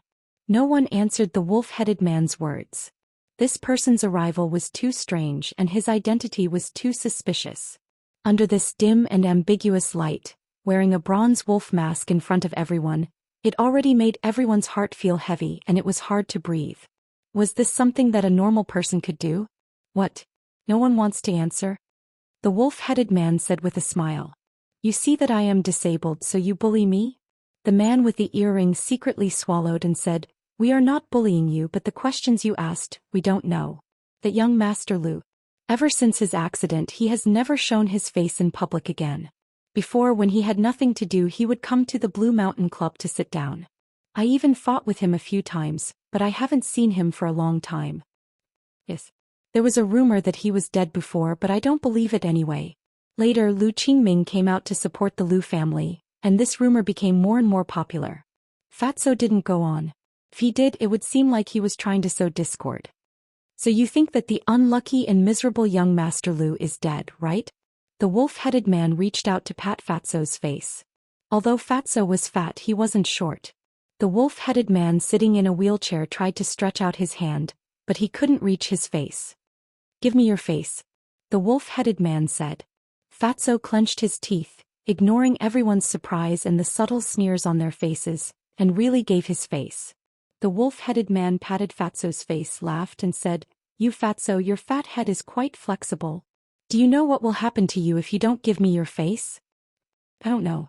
Fatso's face was very close to the wolf-headed mask, so he could more deeply feel the ridicule and hatred emanating from the wolf-headed man's eyes. He felt very strange. He had no enmity with this wolf-headed man. It was the first time they met, so why did he hate him? Soon he understood that the wolf-headed man's eyes weren't deliberately aimed at him, because the target of his ridicule and hatred was himself. He looked at others with the same eyes. "I'll break one of your legs." The wolf-headed man was laughing, but his voice was sinister. Fatso didn't laugh. He knew the wolf-headed man wasn't joking with him. Although the wolf-headed man was disabled, the person pushing the cart behind him looked at him as if he was a lifeless corpse. He was afraid of the wheelbarrow. This is really a bad habit. The wolf-headed man let go of Fatso's face and sighed softly. I'm disabled, so I want to break everyone's legs. Why do I have to sit in a wheelchair while you can walk? It's not fair. The wolf-headed man looked at the crowd and said, Don't you think this is unfair? Didn't you guys want to know what happened to one of the 4 prodigies of Huaqing who had his legs broken and face disfigured? I happen to know him very well. Let me tell you what kind of life he leads, okay? Do you know how he walks? The wolf-headed man asked. Everyone was stunned. Was this guy a lunatic? Some of the smarter ones already understood the wolf-headed man's identity. They wanted to stuff their heads into the sofa so that no one could recognize them. Why did he come to the Blue Mountain Club tonight? Why didn't he go to the Jiangnan Club? Why didn't he go to the Alluring Club? Why didn't he go to any other club? Why did he have to go to this damned Blue Mountain? Let me show you, the wolf-headed man said with a chuckle. He used both hands to support himself in the wheelchair and tried to stand up. Just as his butt left the wheelchair, he fell back down powerlessly. He didn't have much strength left in his body. The wheelbarrow man wanted to help, but the wolf-headed man pushed him away and said, I'll do it myself. He took a step forward and landed on the ground with one foot. Then he raised his other foot and landed it gently. His butt arched and he grabbed the wheelchair with both hands to support his body. When both his feet landed on the ground at the same time and he was sure that he could stand, he slowly let go of his hands that were holding the wheelchair. Fortunately, his body only swayed a few times and he didn't fall. Come, let me show you how young Master Lu, one of the 4 young masters of Huaqing, walks, the wolf-headed man said with a chuckle. His left leg stood more steadily. His right leg was more seriously injured, so when his left leg took a step forward, his right leg dragged forward at the same time. His body swayed left and right like a duck that had just learned how to walk. He walked from the bar counter to the long corridor and then from the long corridor to the bar counter. He said with a chuckle, Did everyone see that? That young Master Lu walks like this? Don't you think it's funny? Don't you think he's like a duck? The wolf-headed man laughed as he walked. The space wasn't big, but he walked over and over again in high spirits. As he walked, he asked everyone if young Master Lu walked like a duck. There were more and more onlookers, and some people even ran out of the private room to watch up close. No one spoke and no one smiled. Everyone held their breath, as if they were watching a very sad one-man stage play. In the private room upstairs, Lu Qingming and a group of his companions were drinking and chatting. Looking at the wolf-headed man's performance through the window, Lu Qingming's face was gloomy. Young master, is that wolf-headed man crazy? Since when does the Blue Mountain Club need a clown to perform? Pop. Lu Qingming suddenly turned around and slapped the talkative guy's face. Don't call me young master. Lu Qingming roared. A long-legged beauty leisurely held a glass of wine and said, What? Lu Qingming, do you only have this little courage? It's the Lu family's decision to let you take the lead, not you. What are you afraid of? Wang Jinghong, shut up. Lu Qingming fiercely glared at the woman and said, If you want to die, don't drag me to hell with you. Wang Jinghong stood up and stood in front of the window with a glass of wine in his hand. He sneered and said, Having such a big brother really makes people scared and have nightmares at night. But a cripple is a cripple and a disabled is a disabled. What else can he do now? Don't tell me you're going to hand over everything you have just because of his comical return? Let me tell you, if you dare to do so, I will look down on you for the rest of my life. Wang Jinghong pointed at the wolf-headed man who was still walking back and forth, giggled and said, Look, doesn't he look like a duck? Lu Qingming didn't laugh. He clenched his teeth and tightly grasped the window with both hands, almost tearing off a piece of the precious wood. For him, this was a difficult choice. The wolf-headed man walked back and forth 5 or 6 times, panting and sweating profusely. More and more people gathered around, which made him very satisfied. He walked around in circles, glanced at the audience, smiled and greeted everyone present and said, You say, isn't that young Master Lu ridiculous? Isn't he pitiful? However, there is something even more ridiculous and pitiful. Do you know how his face was shaved? You must not know, right? The wolf-headed man proudly patted his chest and said, I know. Come, let me show you. Is there any applause? No one applauded. No one dared to applaud. The atmosphere at the scene was dreadfully depressing. It was obviously a scene of feasting and debauchery, and there were many handsome men and beautiful women around, but everyone seemed to be receiving a solemn trial. This wolf-headed man was judging them. Such a strange thought emerged in their minds. No one applauded, but the wolf-headed man was still enthusiastic and said, "You haven't seen my performance, so you don't want to applaud. When you see my performance, you will definitely not be able to stop yourself from clapping. Because in this world, no one can perform better than me." As the wolf-headed man spoke, he reached out and touched the back of his head. The wolf-headed mask was taken off, revealing a ghostly face that made everyone present instantly feel a chill down their spine. Yes, it was not an exaggeration to describe it as a ghostly face. There were scars all over his body, one wound next to another, and there was almost no skin left unscathed. The left eye was cut in the middle, the bridge of the nose collapsed and almost became a big hole, and the lips were also cut in many parts. It was as if one could use chopsticks to pick up a piece of it and dip it in wasabi to go with wine. He was no longer a human. Even an evil spirit that dressed up a little would be more likable than him. This wolf-headed man was one of the 4 beauties of Flower City, Lu Shu, who had been missing for a long time. "Where's the applause?" the wolf-headed man said aloud. He didn't laugh, his voice was hoarse and low as if he was crying. "Now that you've seen my performance, shouldn't you give me some applause? I bet you won't be able to find anyone more like me. Because the person I'm imitating is myself." Clatter. Applause finally rang out. But it wasn't enthusiastic. A tall man came over with 2 glasses of red wine and said, "Young master, let me propose a toast to you." The wolf-headed man took the red wine, clinked glasses with the man and downed it in one gulp. A woman came over with 2 glasses of wine and said, "Young Master Lu, you are still the most charming man in the world."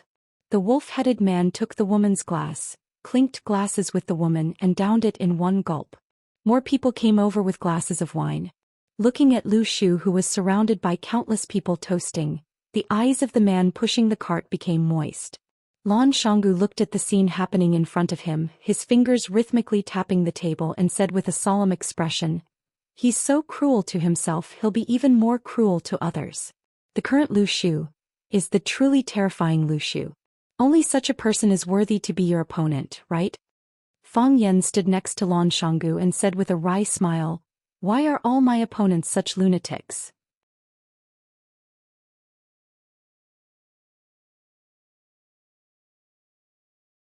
Chapter 258. The most unlucky thing was to wear a new pair of leather shoes and accidentally step on dog poop. What was even more unlucky was to want to wipe the poop clean but accidentally let it stain your new pants. Fang Yan felt that bumping into the willow tree was like stepping on a pile of poop. Moreover, he thought that his previous action had already gotten rid of that pile of poop.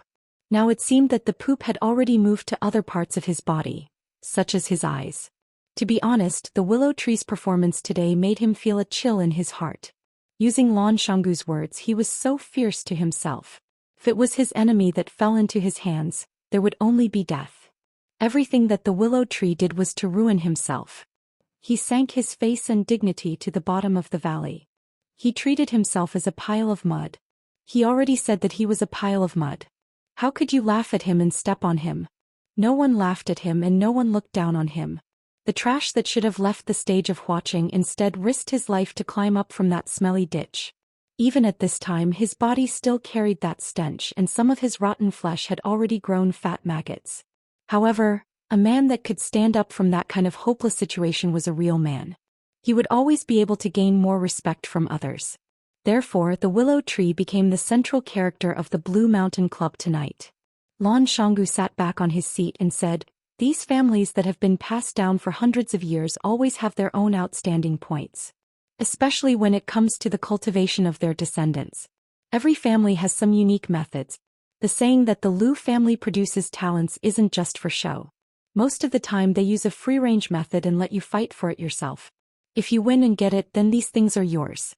In order to train the strongest lion to take over, the Lion King doesn't mind his children killing each other."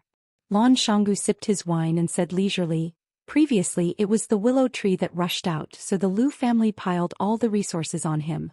Afterwards, the willow tree met with a disaster and was seriously injured. The Lu family pushed Lu Qingming out. How could a big family without a young spokesperson work? They don't care about their own family, but they have to give those fellows that follow behind there but some confidence. Obviously, the willow tree wasn't convinced. He ran out tonight and put on such a show which made the Lu family lose face, but announced his strong return. When he entered the door, he seemed to see Lu Qingming's car. If he was also in the Blue Mountain Club, he must be very sad to see this scene, right? Next, it will be a fight between two tigers or one tiger following the dragon. It will be up to the brothers to choose. Fang Yan returned to his seat and said, I'm not interested in the fights between you big clans. I'm from a small family, I just want to eat my fill and wear warm clothes. You're also one of the 4 prodigies of Huaqing. Can you help me talk to Willow Tree? How about that? Lan Shanggu looked at Fang Yan with a smile and said, Brother Fang, you are making things difficult for me.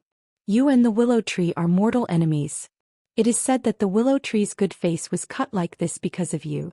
If I go and mediate between you, he will definitely hit me with a wine bottle. I admit that I broke his leg and scratched his face. But I had no choice. You don't know how dangerous the situation was at that time. He brought a group of people to kidnap my dearest family and wanted to kill me as well. I endured and endured, but I had no choice but to beat his legs and cut his face. After doing this, you don't know how sad I was.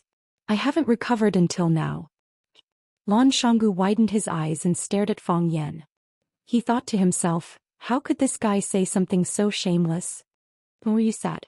After you crippled the Willow Tree, you seriously injured the Jiang family, took Xia Tian to eat at Sky No. 1, and conveniently destroyed the famous Tai Chi master Lu Xueru. You still haven't recovered? Fang Yan's expression was sad and he said in a sorrowful voice, When I saw the Willow Tree take off his mask, I can't describe how I felt. How did a good young man become like this? Although I scraped him a few times, his face is really disgusting. This time Lan Shanggu not only felt that the Willow Tree was dangerous, but also felt that the guy in front of him who talked about the Willow Tree with a pitiful face was even more dangerous. There were so many perverts these days that people didn't feel safe living. Lan Shanggu raised his glass to Fang Yan and said, Brother Fang, let's not talk about other people's matters. You should have already guessed why I came to find you. Everyone is staring at the big fat piece of meat that is the Rubik's Cube, and our Lan family is no exception. With such a good thing like getting rich, we have to take care of our own brothers first, right? Fang Yan looked at Lan Shanggu thoughtfully and said, I have guessed why you are looking for me, but what I don't understand is why you are looking for me. What does I have to do with the Rubik's Cube technology? I am just an ordinary teacher at Rosefinch Secondary. Lan Shanggu laughed and said, Brother Fang, it's meaningless to talk like this. Who is in charge of the Rubik's Cube? Miss Lu Chaoga. Lu Chaoga separated from the Jiang family and rebuilt Chaoyan technology with the Rubik's Cube technology. Although I am not as smart as the others, I am not that stupid. Chaoyan technology, from the name you can tell that this is the company of Lu Chaoga and Fang Yan. Can your position in the company, or your position in Lu Chaoga's heart, be light? Fang Yan shook his head and said, I am really not joking. At that time I did not agree with the name Chaoyan technology, and I have never asked about the company's matters. Why don't you talk to Lu Chaoga? Lan Shanggu sighed and said, In the past, everyone was familiar with each other, but now it is not easy to see her. I have made several appointments, but she did not have time to come out. Fang Yan thought, of course, Lu Chaoga would not run out to meet you at this time. Chaoyan technology had just been established, and the Underground Research Institute had already been destroyed. Excellent engineers were killed and she was now very busy. More importantly, in a situation where the enemy was unknown, how would she know who was the good guy and who was the bad guy who wanted to overthrow her? In the face of profit, those people could really do anything. To tell you the truth, in order to be your partner, I have specially asked someone to investigate the relationship between you and Miss Lu Chaoga. In fact, this matter is not very difficult to verify. You only need to go to Rosefinch and ask. Brother Fang is now the spokesperson of Lu Chaoga in Rosefinch, and even the principal of the school values you very much. I think in addition to Brother Fang's outstanding ability, it is also because of Lu Chaoga's influence behind the scenes, right? That's right. Fang Yan nodded. When Lu Chaoga left, she did put in some good words for me. So Fang Yan, how about helping me out? Lan Shanggu looked at Fang Yan sincerely and said, I know that Lu Chaoga found a very powerful partner in Yanjing, and even the Jiang family does not dare to easily go against them. I know what I am capable of.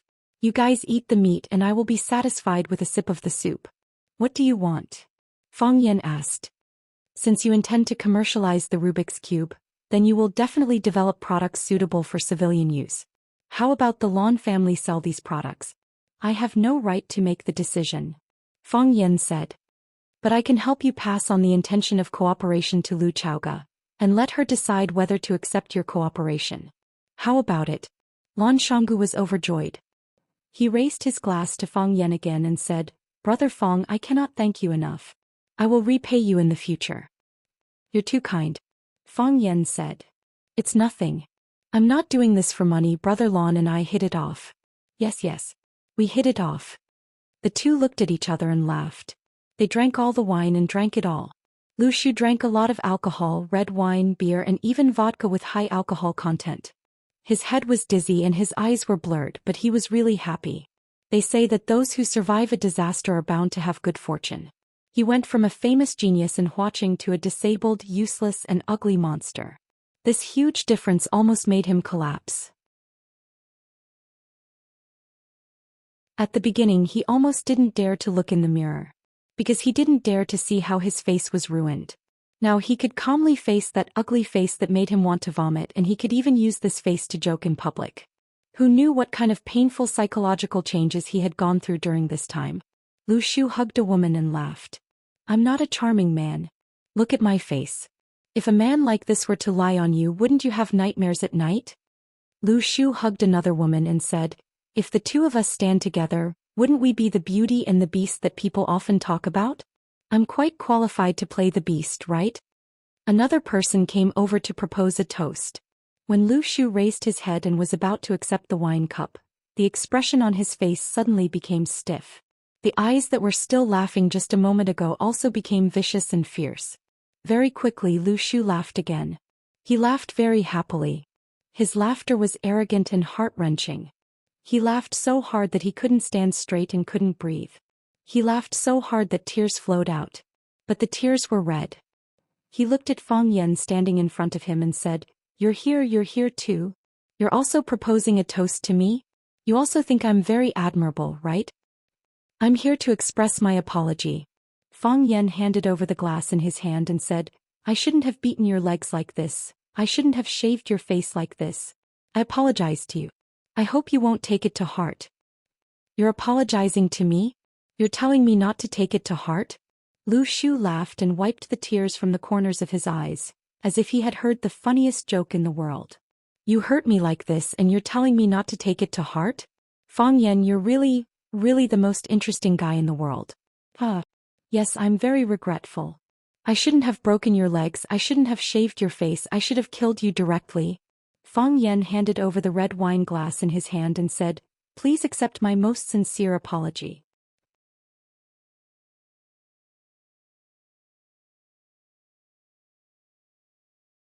Chapter 259. Thud, thud, thud. The person pushing the cart rushed toward Fang Yan. While running, his hands were waving casually in front of him. Originally, it was plain and unremarkable, like a child playing house, and almost no one would pay attention to it. However, when his hands were waving slower and slower, as if each wave was as heavy as 1,000 catties, and the air produced a hissing sound, Fang Yan's face began to become dignified. Collapsing cloud palm. A palm could collapse the clouds and a fist could break qi. What was a cloud? What was qi? It was a fluid and elusive substance which could be seen but not touched. However, a fist could collapse the clouds, which showed how fierce and overbearing it was. If the master was humiliated, the subject must die. As the person pushing the cart for the willow tree, seeing Fang Yan humiliating his master, he was extremely angry and wanted to slap Fang Yan to death. The person pushing the cart was extremely fast, and in a flash he rushed to the front of Fang Yan. Then he slapped Fang Yan's face. Fang Yan had destroyed the willow tree's face, so he wanted to smash Fang Yan's head. What people who practiced martial arts cared about the most was fairness. The person pushing the cart was tall and strong, even taller than Fang Yan by a head. After the process of accumulating power, the palm of the person who was waving the cart slowly turned purplish red. That was the reason why the internal energy was burning in the body to a boiling state. His movement also suddenly increased by countless times, and he slapped down as fast as lightning. Even Fang Yan could only see an afterimage, and the naked eye couldn't even see the person's body clearly. Hiss! The air squeezed even more fiercely and a painful groan could be heard. Fang Yan wasn't sure whether this collapsing cloud palm could collapse the clouds, but he knew that it could definitely collapse the air in his head. Fang Yan lightly stretched out his hand. If someone wanted to slap him, he would just stretch out his hand to block. It was that simple. Bang. The cup in the willow tree's hand suddenly exploded. It was injured by the internal energy that burst out from the palm of the person pushing the cart. Fang Yan held the wrist of the man who was pushing the cart. His palm had already returned to its normal color. This was because the energy in his palm had been released. Fang Yan looked at the ugly face of the willow tree and said with a smile, "Willow tree, I'm not joking with you. I'm really sorry. I'm sorry for only breaking your legs and scratching your face. I should have just killed you. If I was more ruthless at that time, if I didn't think about the consequences, if I just used those pieces of paper to cut your neck, your blood would have long dried up and your flesh would have long rotted. How good would it be to die? Dead people are cuter, aren't they?" As Fang Yan spoke, he tightened his grip on the cart pusher's arm. The sleeves of the man pushing the cart began to emit white smoke. His black suit and white shirt had been burned. The cart pusher's forehead began to sweat. That was because the bones in his arm were about to be deformed by Fang Yan's grip. The cart pusher's face began to contort as the blood vessels in his arms suddenly burst open. Blood sprayed wildly, but it stopped very quickly. When Fang Yan loosened his grip, the cart pusher's arm had already become a fried dough twist. A ball of dry wood that had lost blood and water. The palm and the arm suddenly separated.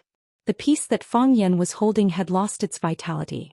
The qi couldn't flow and the blood couldn't flow. His right arm was completely destroyed.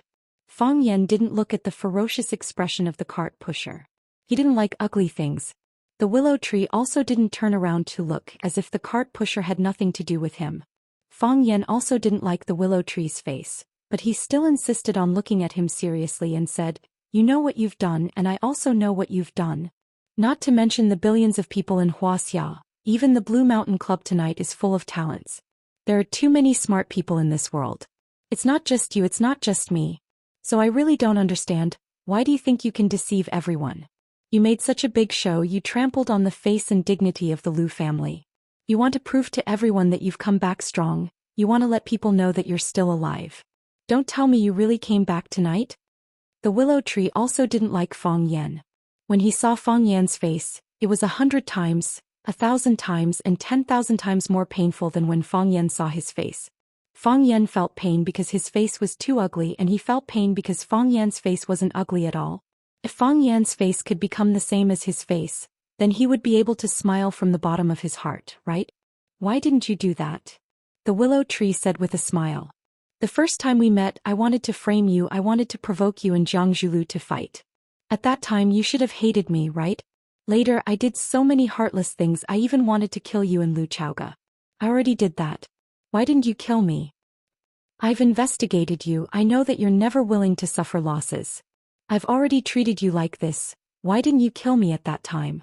What's the big deal about breaking my leg? What's the big deal about shaving my face? You directly pierced my heart, cut my neck, and even at that time, you didn't drag me back from the window. If you let go, I might have fallen to my death from the downstairs. Of course, I might not have fallen to my death. So, you should have moved a table and smashed it down, the big table in the study.